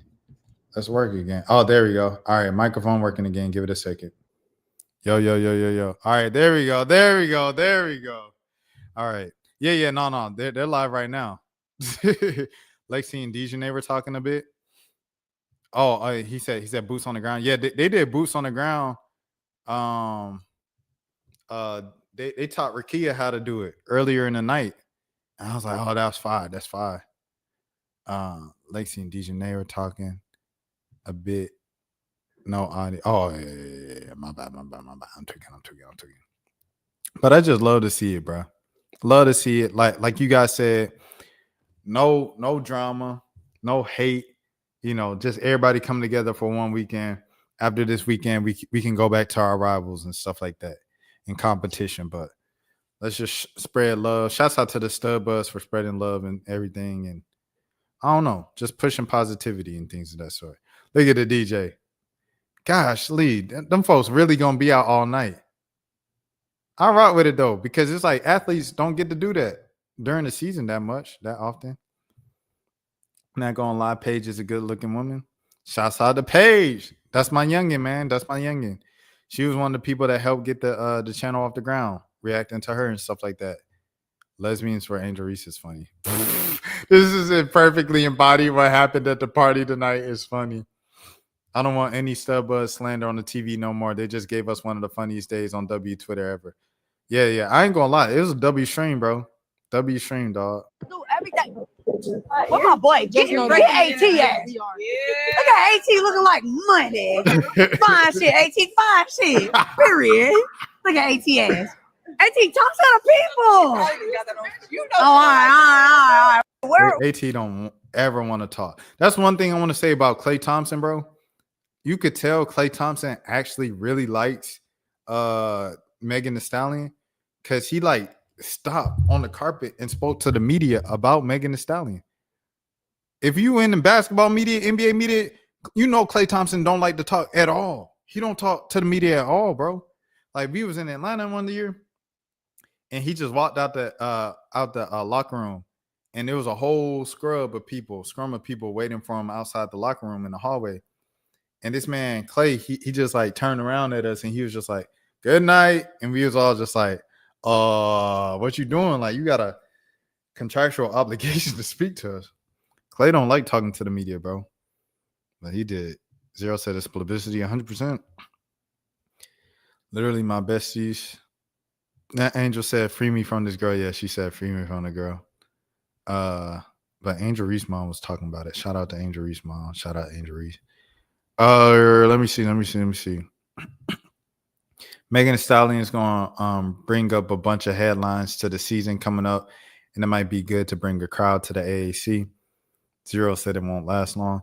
Okay, I'll say this because I'm seeing a lot of people use like clips and stuff like that with the whole relationship and kind of giving reasons of why it's not going to work. And then using the answer, she said, I've never been with someone so genuinely nice before. And people are like, oh, that's a red flag, Klay, that, she said that you're her first nice guy and things of that sort. I want to say, like, why we be so quick to, like, you know what I'm saying? Like, throw negative thoughts on, what I'm saying, on their relationship. I think just let it play out, man. Just let it play out. I don't want to throw no negative energy toward them folks' relationship. Let it play out. Let it play out. Okay. Anything? All right, that was it for Studbudz. There was a lot going on with Kai and Adin tonight. I don't think I'm gonna react to all of it, just for you guys' sake and stuff. Because I know a lot of y'all on the actual streams don't be caring about it. It be the people on the Kai and Adin and all that stuff, the content creators. This stuff is really for the replay crowd because it's, it's stuff I follow, and then it's the stuff a lot of people on replay catch on YouTube. But I did see this and I wanted to react to it just because I haven't heard it. Like I saw this as I was setting up the stream. So yeah. Wait, hold on. Let me see what y'all said. She has a history and she's a celebrity. If Klay can average 17 to 19 a game, you would take it. Yeah. If Klay can get that, because it looked like Klay is definitely a shell of himself. He can get you 30 every now and again, but you know what I'm saying? I said the same thing about Laurie and Michael B. Shouts out to Michael B. Jordan, man. The fucking shit with me on the field. Then after that, y'all all say, my overall thoughts on the Kai thing before I even play this video is Kai was like kind of blaming everybody else for like stirring up the drama between him and Adin. Once again, excuse me, like other situations, I feel like with the Zoe situation, with the Reggie and DDG situation, and now these are things that got bigger than what they really should have been if Kai just spoke on it like as it happened. But him ignoring it and saying I'm not going to speak on it, it just got bigger and bigger, and people just speculated more and more. This happens with everything. I remember in LSU, Angel Reese's senior year, there was a lot of just like kind of uncertainty when Angel Reese played the first game of the season and then was away from the team for like a couple games. People were like, did she get suspended? And, people just started speculating. Flage's mom did some subliminal tweets about someone that having the grades to play and academic probation, and it caused this whole stir up and drama thing, right? And then Kim Milwaukee wouldn't answer to the press why Angel Reese was away from the team, and it just stirred up more controversy. And it's like I feel like it's just better to be transparent about stuff up front, because the quicker you're transparent about it, the less of a big deal it becomes. Rashad, you gonna see that new Fantastic Four movie coming out next week? I didn't see what just came out. Superman. I haven't seen Superman. I haven't seen Sinners. I haven't watched a lot of movies since I moved, because when I was living in Georgia, when I was back home in Atlanta and stuff like that, like one of my friends that worked at AJC, they had an AMC membership. So like we just go, they run up their points every Tuesday because AMC had discounts on Tuesday. First of all, I do want to say free Palestine, you know what I'm saying? 100% free Palestine, things of that sort. I do recognize that, AMC is pro-Israel and Zionists and things of that sort. Free Palestine though. But yeah, AMC will go every week. So I watch a lot of movies, and I'm not even a movie guy. So over the past year, I got used to watching all the new movies. Now, since I moved, I don't watch the new movies again. So I love to see it again, start catching up. So maybe I will see the Fantastic Four movie next week. But I haven't seen Superman. I haven't seen Sinners. Kai's the face of that house, his responsibility. 100%. 100%. Zero said he's not watching the superhero movies, but he did see Sinners, and he said Sinners is great. Yeah, see, I'm just behind. Robert Downey Jr. is going to be playing Dr. Doom for the next Avengers movie. I think it's going to be next year or 2027. What's the thing? Okay, can you explain to me what's going on? Because I know vaguely, just from following vaguely. Is Iron Man now a woman, a black woman? Like, what's going on with that? Or is the black girl that Robert Downey Jr. be supporting in her interviews, she's another superhero in the universe of the Iron Man? Like, I don't know. I just don't know. So if you can explain that for me, I'd appreciate it, because I just don't know what's going on with that. I'm going to give it a second, because I want to play this Kai thing, but then I don't want to get thrown off. All right,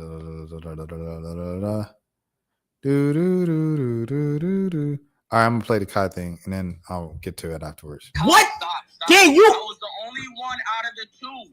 I was the only one out of them. I was on your side. I was like, that's not cool. We was talking on the phone about it. And that's when we went to the NBA game together. And they went together.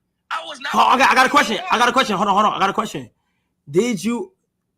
I might be tripping. Your trip? When did that ever happen, gang? Was it not Josh in it? Bro, what the? How would you not remember, though? I don't know. That night, everything was going on. A lot of shit was going on. And it was, I heard that. Like, a nigga told me, yo, copy like you believe you want him. I'm like, nigga, when, nigga? Because around that time, you was steady telling me, like, yo, thank you for not being like that. Like, thank you for, like, you know what I'm saying? Staying structured, like, staying on point, not doing what them niggas is doing. So what do you say? Oh, he's saying, nah, you had real smoke for Aiden, bro. And Kyle looking on stream like, well, I ain't never had no real smoke with Aiden. It's all just misunderstandings. And Ray just like, nah, I was there. He calling him on his bluff. I ain't gonna lie, it is what it is. He said he was mad over something Aiden and Bruce did, and that he was actually defending Kai the whole time. Not the same what? Wasn't it? Didn't you say like he was like it was all three of y'all all saying how many genders is it? How many genders is it? Oh, genders. I remember that when they said it's 2 genders. That was one of them things too. Okay. He said no. Riri Williams Itonha is a character created for social justice to take the mantle of the Iron Man legacy. From what I heard, that person is playing the next Iron Man. It's supposed to be Tony Stark's daughter to redeem the father's legacy. So his daughter's a black girl? Ironheart. Okay, thank you. We need to take accountability for when we are wrong. Always got to do that. Let me see this Ironheart.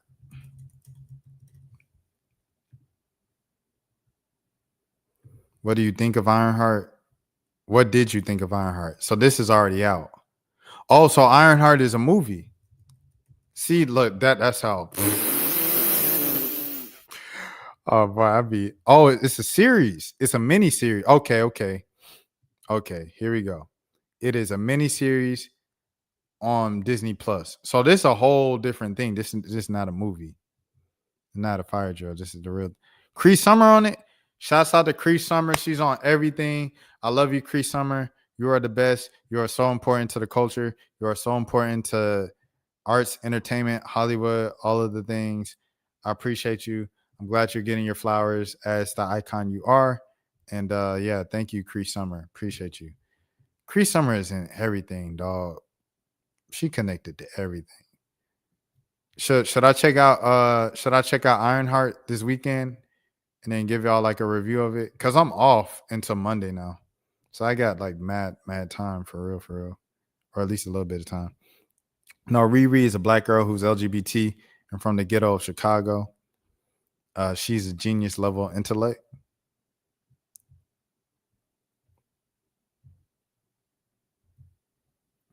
I can't watch trailers. They'll get you out of here for trailers too. Is this Ironheart series supposed to be good, Zero? Yeah, I might just check it out and just give a review if I like it. If I like it, I'll give a review. If I didn't really like it, if I couldn't finish it, if I couldn't focus, oh snap! The audience son gave it a 2.5. What the heck?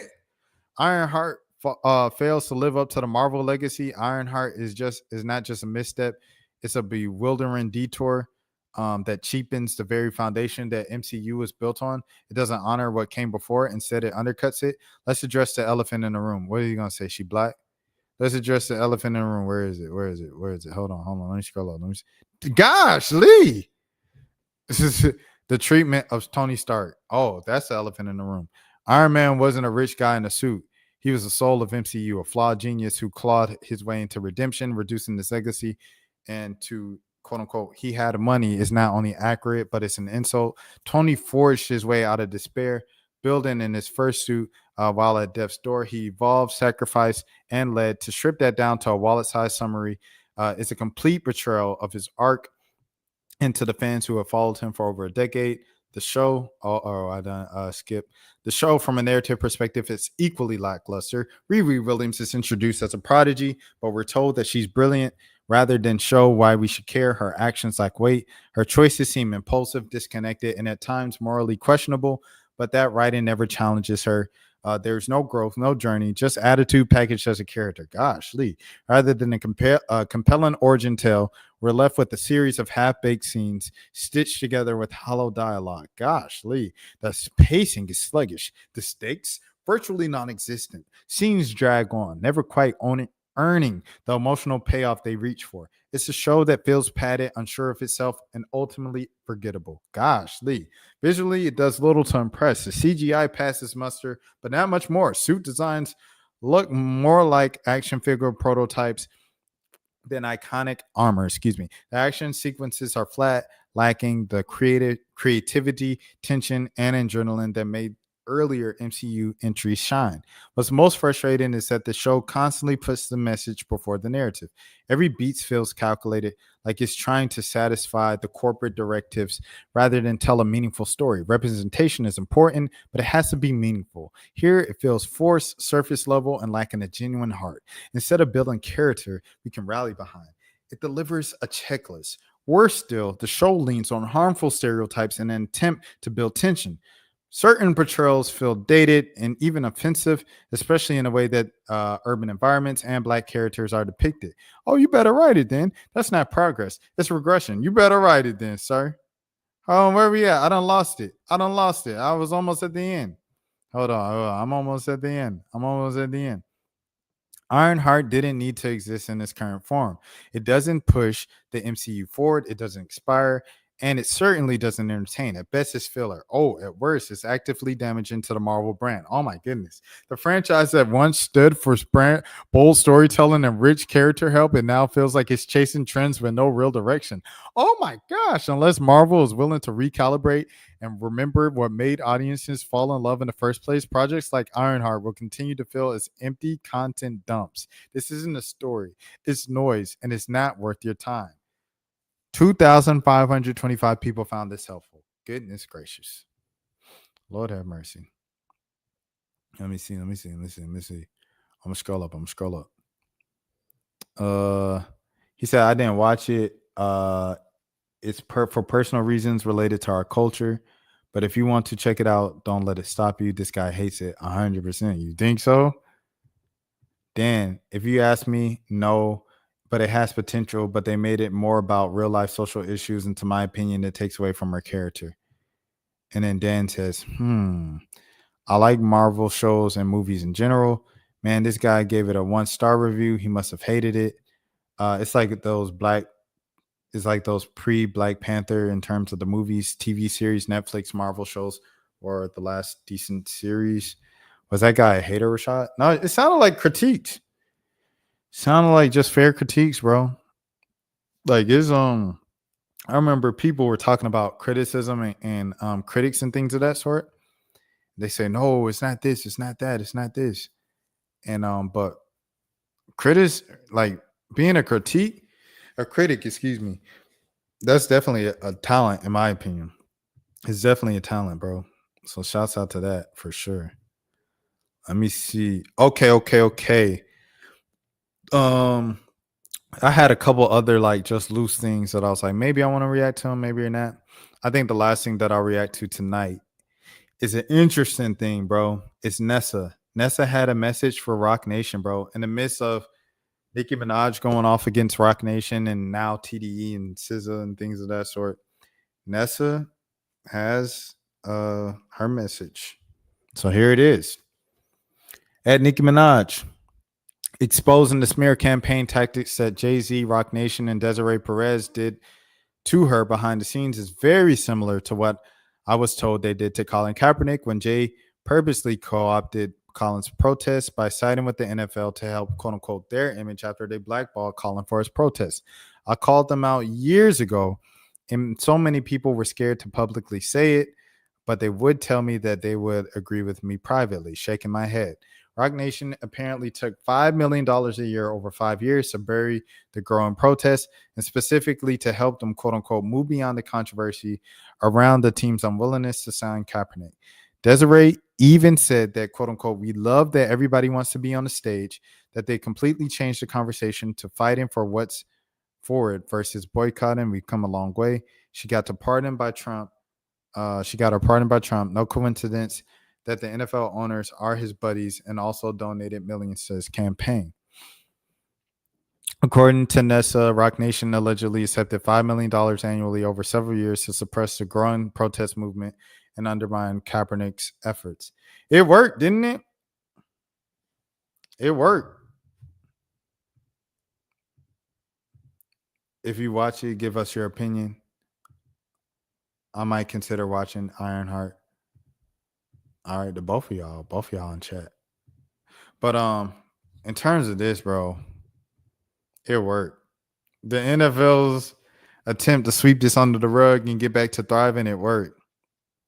Because, folks, some people were protesting and boycotting the league and not watching NFL, not watching football. Then eventually, folks, just like, I know me personally, I wasn't watching for a couple of years, but it's kind of difficult to do when you're in media. So I eventually had to start watching again after like 2-3 years. It became my job to watch football again in the NFL. And I know a lot of people who was kind of holding on and not watching at first started watching a little more.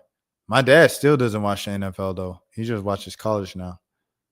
But I definitely think it worked. Like Jay-Z and all them and bringing in like the biggest acts for the Super Bowl, especially that appeal to like kind of urban audiences, black people.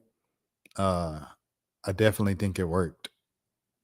Of us forgetting and just moving past. I think about the 2020, 2021 seasons a lot where they had painted in the end zone the Black Lives Matter and all that. Hands up, don't shoot, whatever it was.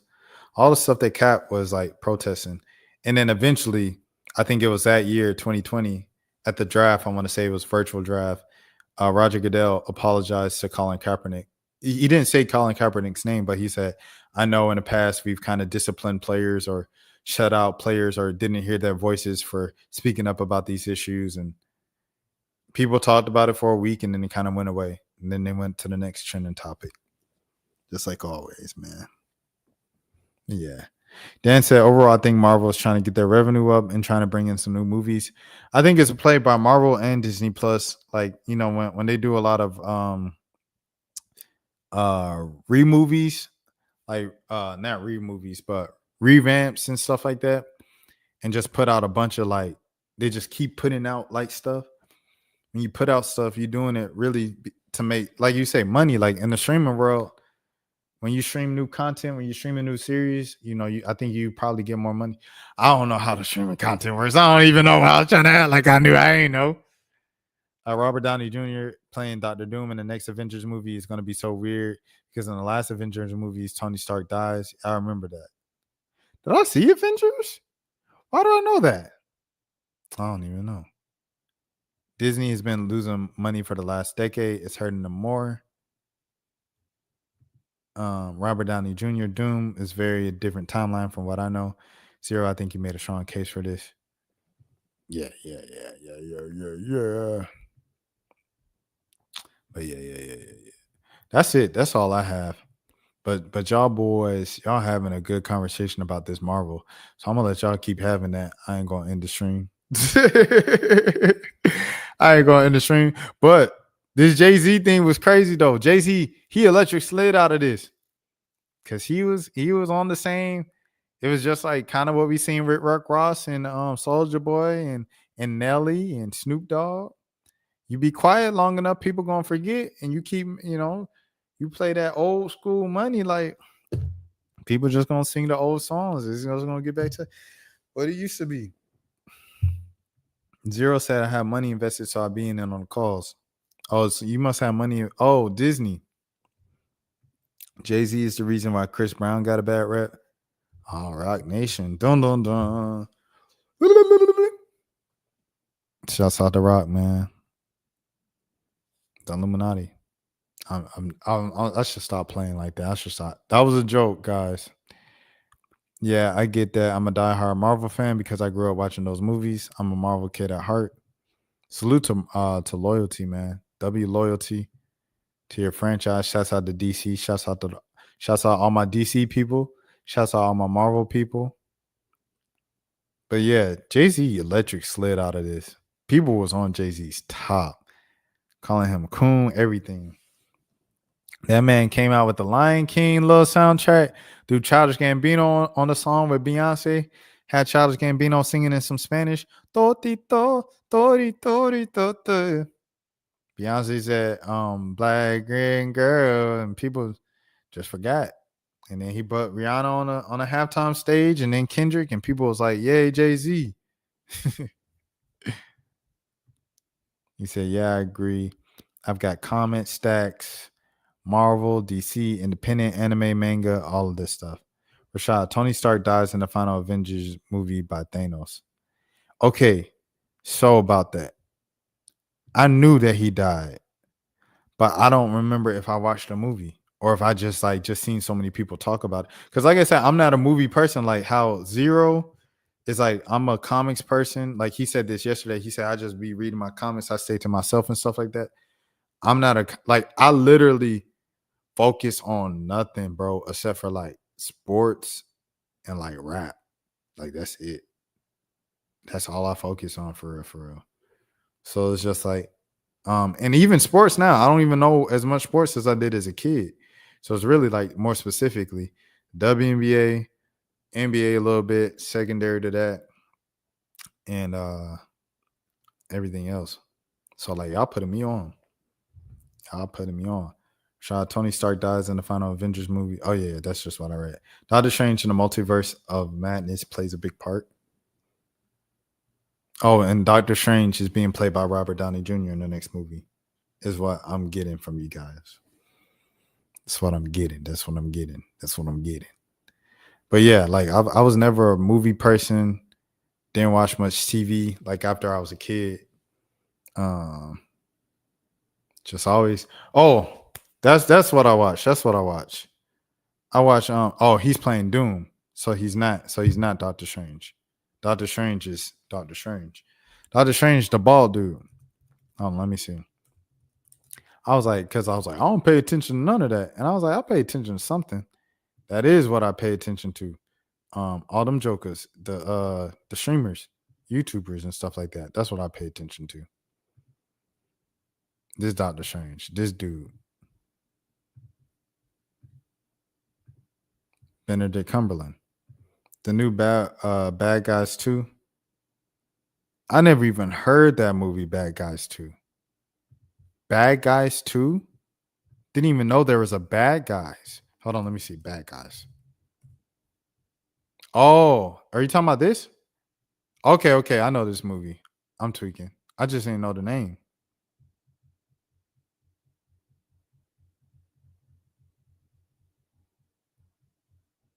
I never seen this movie though. Never seen the movie. His movies are resetting the Marvel timeline. See, that'll be something that I watch with somebody that's a Marvel person. I'll just be lost. They have to explain the whole thing to me, and then they'll be hating that they like watched the movie with me because over my head. My sister, she's a movie person. And then my baby sister, she's a TV person. So she would know everything about TV. My middle sister, she knows everything about movies. Rashad, you missing out? I be watching Kai-Adin and them. I be watching Kai-Adin and them jokers, man. That's what I be watching. I be watching the YouTubers and all that. Like SSB said, the brain rot content. That's what I be watching. I really just be chilling for real though. Bro, and really doing a lot of YouTube, focus on my own because I just think about a lot of, planning for the channel, setting up, okay, I want to do this, execute this idea, I want to do this, I want to do this, blah, blah, blah. That's what I spend most of my time on, to be honest. What did you think about the Lilo and Stitch movie? Shout out to Lilo and Stitch, man. The live action joint from 2025.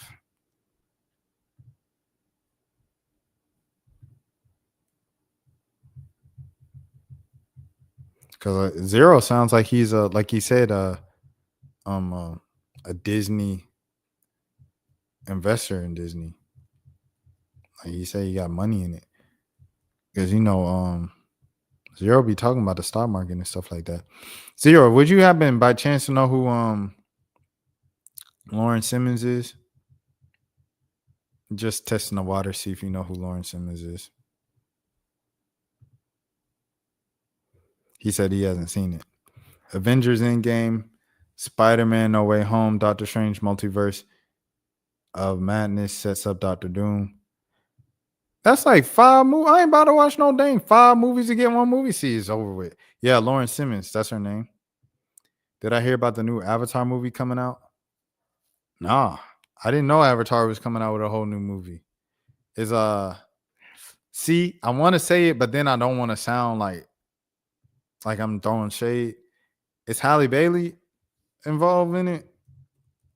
I feel like she be in a lot of movies and stuff. Avatar 2025. Let me see. Fire and Ash. Who's in it? Cast Zoe Saldana. Zoe Saldana's back in it. There's a lot of people who were in the first one, right? I know Zoe Saldana was in it last night. I don't know. Maybe not by the name. Yeah, Lauren Simmons. She was like the youngest like stock trader at Wall Street. Went to high school with her, and they're making a movie from her, or they were making a movie from her. They announced it a few years ago, but since then, like It was nothing. The movie's called this one. He said Ash, Fire and Ash. Yep. James Cameron. Is James Cameron racist? I know, I'm just asking random stuff now, but did he ever get outed? Like, he ever had one of them Ralph Lauren or Tommy Hilfiger type of moments?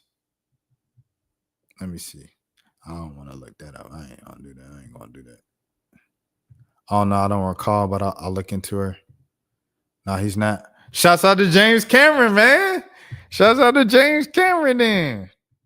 Shout out to James Cameron, a legend in the game. Legendary film director. But yeah, hold on. This is Lauren Simmons. I'll look her up. This is Lauren Simmons. I had environmental science with her. I've been doing IRL research lately.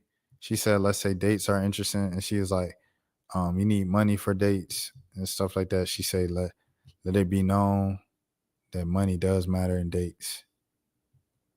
And then, but let me see the thing where it said our movie. Because they announced a movie, but like it just never like moved on. Midas Touch. So they got Chloe Bailey and Numa. But like I think they originally said that she was gonna play her, Kirstie Clemens, and then they announced it again that it was gonna be Chloe. So I don't know. But yeah, she's supposed to get a movie done about her trading, because she's like the youngest trader in Wall Street history, dog. Dang, Lauren Simmons is pretty. Tommy wasn't racist. His clothing were meant to be for white people. Black culture took it to another level. Yeah, I just got it from this line, Foggy Raw. He said, I don't wear Tommy Hilfiger because he don't like Negroes. I wear Calvin Klein. I could be wrong, but I remember a story addressing that. Shouts out. I'm winding down now. Like I said, I had not. I just know you guys were in the middle of a conversation, so I didn't want to shut it down and be like, all right, I'm going offline. Is there anything else? Chat. Yeah. Calvin Klein. Oh, yeah. That's what Foggy Ross said, man. I don't wear Tommy Hilfiger. I have to look into the new Avatar movie trailer. I wish I could look at I wish people could react to movie trailers, bro. Like, that would be dope if we could react to movie trailers. I reacted to the dang fake 21 Savage movie. Boy, YouTube got it off before I even uploaded. I said, dang. They don't play about that. They don't play about trailers, pay-per-view events like boxing, and apparently the one-on-one, like the Lance Stevenson, Michael Beasley one-on-one. I reacted to clips of that. I didn't even react to the full one-on-one. YouTube got that down. Take that down, bro. They don't play about trailers, movie stuff, anything on TV. If it's like a news report or something like that, sometimes they don't play with that. I already got a strike on my channel. I don't like horror movies myself. I just hate them. So see, I just don't like movies at all, bro. Well, I wouldn't say I don't like movies. I wouldn't say that. Because if you could sit me down and watch a movie, I enjoy a good movie. You know, we do movies a lot of time if I'm back home and I'm with family and they want to do like a movie night, you know, just to get the family time to gel together, whatever. Family time. I'll watch a movie and I get into it. If it's a good movie and stuff like that, I get into it. I get into most movies. But I just don't go out of my, in my free time by myself, I won't watch a movie. I'll watch a podcast or an hour-long interview or 2-hour interview. I watch that for 2 hours or an hour and a half before I watch a movie. The last movie I watched by myself, at the crib, who did I react to? It was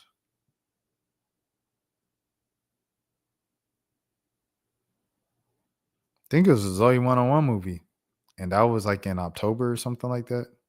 That's the last movie, or November. Last time I watched a movie by myself at the crib. Horror movies get me jumpy. I get it.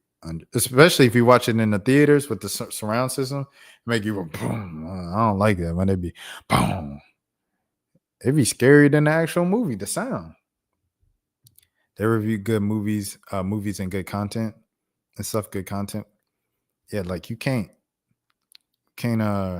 react to stuff. Like you gotta if you're gonna do movie reviews, you gotta go all the way in. Like I do with album reviews and songs and stuff like that. Like I have to listen to the full thing, have to be, you know what I'm saying, taking notes mentally or like on paper. It's just if I do something, it has to kind of be like, and I know that's ironic coming from me, knowing that I wing a lot of stuff, and you could tell on the live stream. I feel like it adds more character to it, but I haven't heard of Zoe 101 since when Disney Channel was still relevant in the early 2000s. Yeah, they did a movie, bro. Like I think like right after the pandemic. Was it called Zoe 102? Yeah, it's called Zoe 102. I'm about to share the screen. And I never watched it. So it was like, I don't know what made me think of it. I don't know if it was I think it was no. I watched goes back to YouTube. I watched a YouTube video essay on the Nessa Classified School Survival Guide podcast and like why it didn't do well. And then they were talking about a bunch of reboots. One of the reboots they talked about was Zoe 101. And they said a reboot can work in the case of Zoe 101 because it's a one-time thing in a movie form. And I said, yo, I never watched that movie. So then I looked it up and I watched the movie. Zoe 102. And that's the last time I watched a movie by myself at the crib. Consider picking a day where you review a movie and make it consistent where you see movies. See, like you said, Zero, like if I do it, I gotta do it. You know what I mean? Like how I do with music. Every Friday, it's usually some music out and I'll talk about it and I'll review one album and I'll give it a rating and stuff like that. But I'm like invested. Like I'm dedicated. I'm passionate about listening to this. Like I really want to listen to this new album and stuff like that. If I do it with movies, like I really, like you say, have to carve out that time. 2.5 hours or so on a Sunday, on a Saturday, whatever the case might be. And now we about to go back into football. When football comes back, ain't no Saturdays and Sundays for me. But we got about a month. We got about a month until football starts. It's a slow sports day. I'm trying to think. Yeah. It was a slow sports day. It was a slow sports day today in terms of like basketball. No WNBA games, travel day for thing and everything. He said, well, do it to movies to catch up on once a month. Once a month, I can commit to that. Zero, you got my word. Once a month, I'll review one movie once a month. And then, or when you choose, no. It has to be consistent. When I do it, it has to be consistent. Like you said, once a week, once a month, so people know. Once a week, once a month, Rashad is going to review a movie. And I think it's even better for me as a person who doesn't watch movies because it's like, it's a lot of movies. Like I could watch, yeah, Dan. I'll take like, I don't know if I'll do it from a post. If I do it on a post on my channel, or just be like, hey, everybody, what movie should I watch next? And then just leave it up to the comments. Or just let y'all, tell me in chat, every night. And y'all be like, review this movie this week. Or review this movie this week. And I might do it like that. But also, I don't want to be reviewing the movies. And then every movie, I'm like, oh, it was about a 7. It was about an 8. It was about a 9. It was about a 10. Because, I ain't never, review no movies. Ever heard of Scary Movie Saga? Those movies were somewhat scary, but they were supposed to be comical. Yeah. Dan, I was born in, yeah. I'm 30, Dan. So, yeah, I know about Scary Movie. That was when I was a kid. They're huge. They were, like, very popular. Shout out Regina Hall.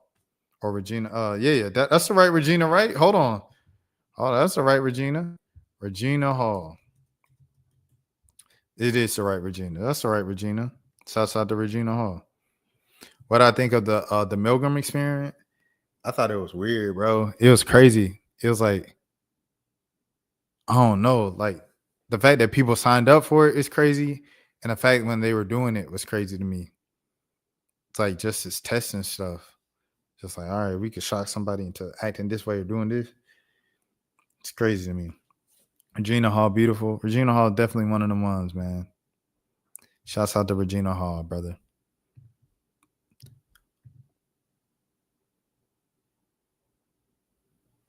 I'm sorry I froze up and didn't say anything. Shut up. What's up, Wolf? I'm gonna try not to freak out. Shout out to Wolf though. Shouts out to Wolf, man.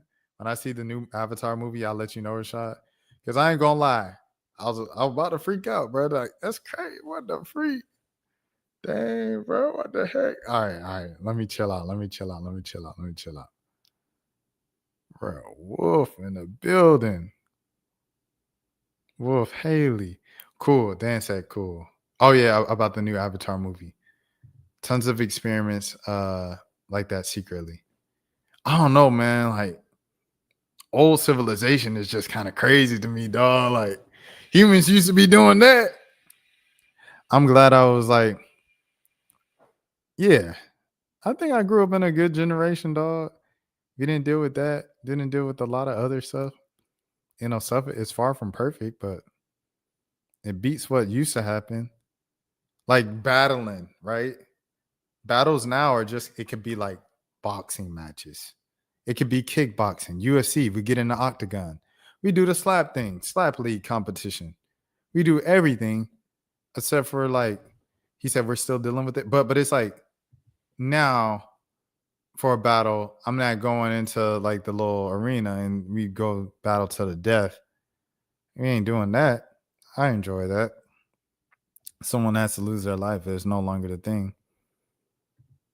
Now they're doing it. Look at what we're dealing with today with music and entertainment. When you're talking about all the satanic, demonic symbolism and stuff like that. Let me see. Rashad, have you seen the movie The Mask by Jim Carrey? Yeah, I seen The Mask. Like as a kid. Like probably, I felt like I was like somewhere between 3 and the ages of 5, 7. Like, cause it came out in the 90s. So I'm like 5 years old. The gang culture. Yeah, man. Dog, we got Wolf in the building, bro. What the heck going on, Wolf? Tyler dropped something new? They probably left by now. Shouts out to Wolf. Wolf was in the building. Tell what's up. That's crazy. Rashad, bro, Jim Carrey's a good comedian. Jim Carrey's like one of the people like I look up to, dog. He's one of the people I look up to for sure. Just like in life. He said, no, I'm here. Oh, snap. That's crazy. I'm sorry. I'm trying not to tweak out. Jim Carrey is a great comedian. Wolf, what you listening to this week? Let me know what you listening to. We just talking now. We just shooting the stuff. I already did on my topics for the night. We just catching up. We just shooting the stuff. What is Wolf listening to? Oh, let me see something, bro.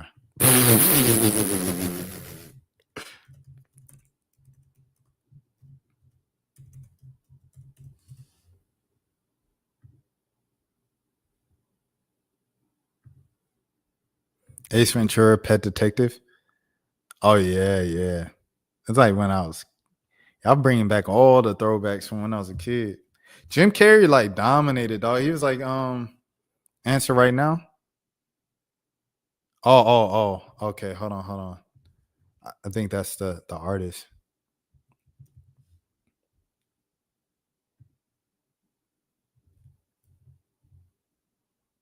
That isn't an artist. Is it an artist? I'm tweaking? Oh, okay, it is an artist. Okay. We here. Okay, bet. Shouts out to Answer. Oh, by Tyler Creator. No. I was just wondering who you was listening to in general. Facts. The Number 23 was a crazy movie. Bruce Almighty and the Cable Guy. Talking that talk. Hey, look, I ain't gonna lie. This is what I just looked up, Wolf. I was like, hold on now. Let me check the schedule here. Let me see what's going on here. I had to make sure because folks just did New York. You know, I had this theory that Tyler used to watch my channel. I don't know if he still does, but I have a theory that he once upon a time watched my channel.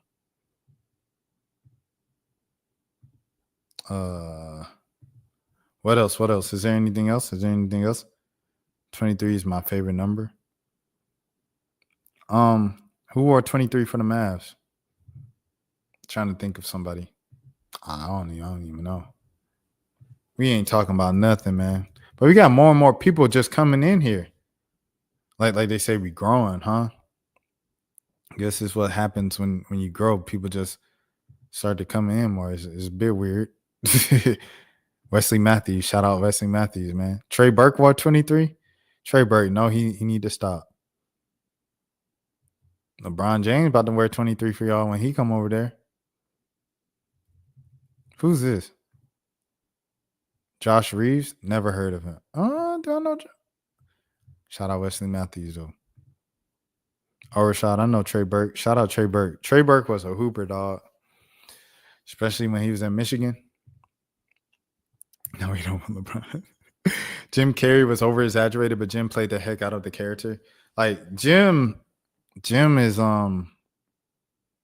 he different, bro. James Carrey, that dude is different, man. And he's such a, he's such a, I don't know, like, his philosophy, like all that stuff, dog, he just be on different wavelength.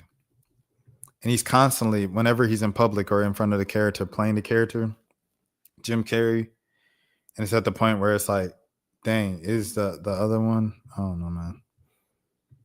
Wesley Matthews, cold-blooded assassin. He played for the Hawks. And his dad played for the Hawks. Wesley Matthews, a senior. Yeah, Jim Carrey is just one of my biggest inspirations, always has been in life. His view of life, philosophy. I know it's the same thing, and I just said that. The way that the character just lets loose in his freedom. He said, I'll be back. Well, if I ain't going to lie to you, I'm probably going to be off by the time you get back, brother. He played for the Blazers and the Grizzlies as well, I think. He definitely played for the Blazers. I'm not sure about Memphis. Let me see, Wesley Matthews. It is that time of night where you're just talking about which teams Wesley Matthews played for. I believe it's Wesley Matthews Jr. His dad, the senior. Oh, the Blazers. I already know he played for the Blazers. We want to see if he played for the Grizzlies. He did not play for the Grizzlies. He played for the Bucks, though. Looked like he played for the Bucks in the bubble. He played for the Lakers at some point. Okay. He played for the Knicks at some point, and there he was on the Hawks. Is it his dad? That's his dad. Let me see. Wesley Matthews Sr. Look at him and his dad. He is his dad on the Lakers.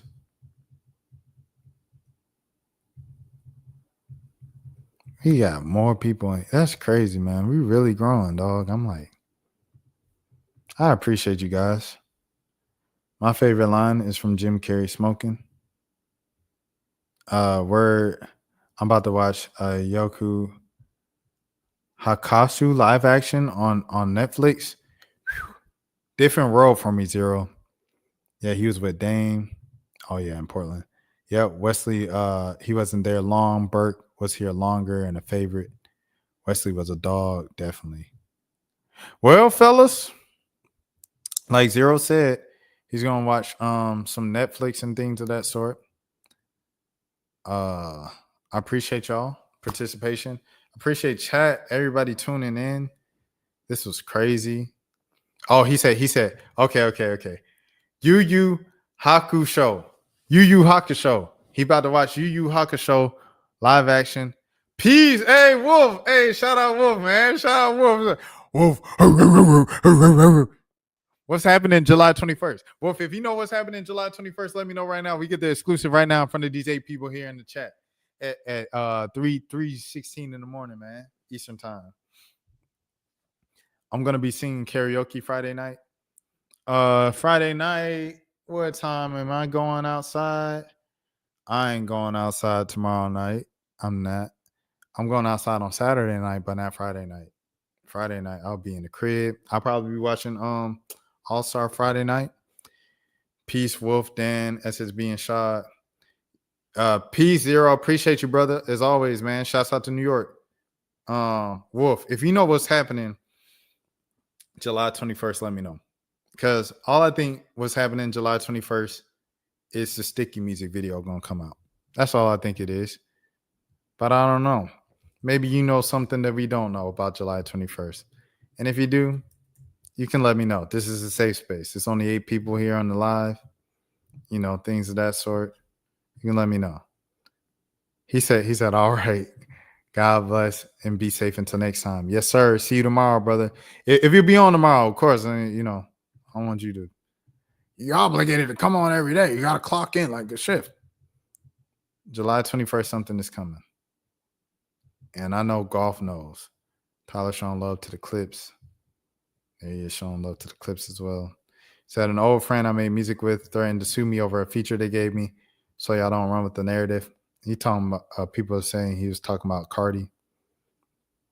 Is he still far? You got any problems with Cardi, Wolf? I'm getting all this stuff out right now. All right, he followed Jasper,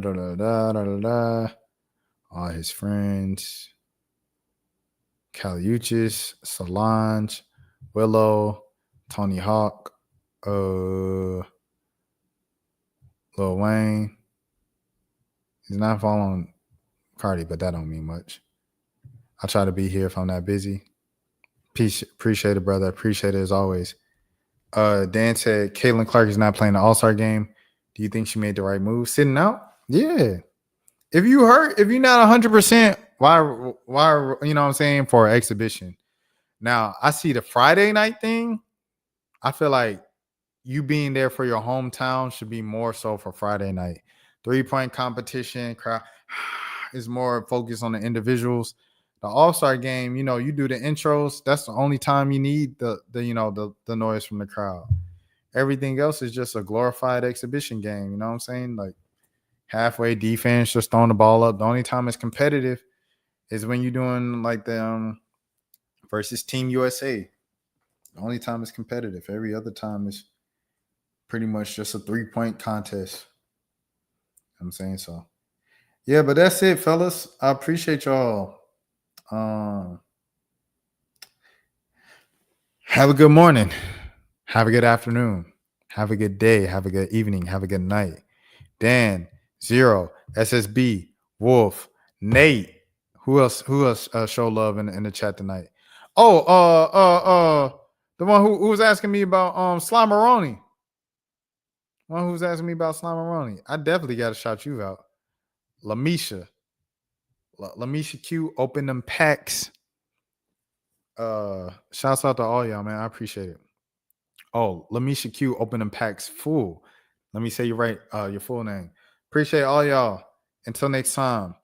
Have a good day. If nobody else told you today, I care for you. I will be live here. My name is Rashad Milligan. I'll be live here. This is the road to 10K subs. I'll be live on this very channel each and every single day because I'm live each and every single day. What time? I don't know. Nobody knows. That's the whole mystery of it. But until next time, you all please take care of yourself.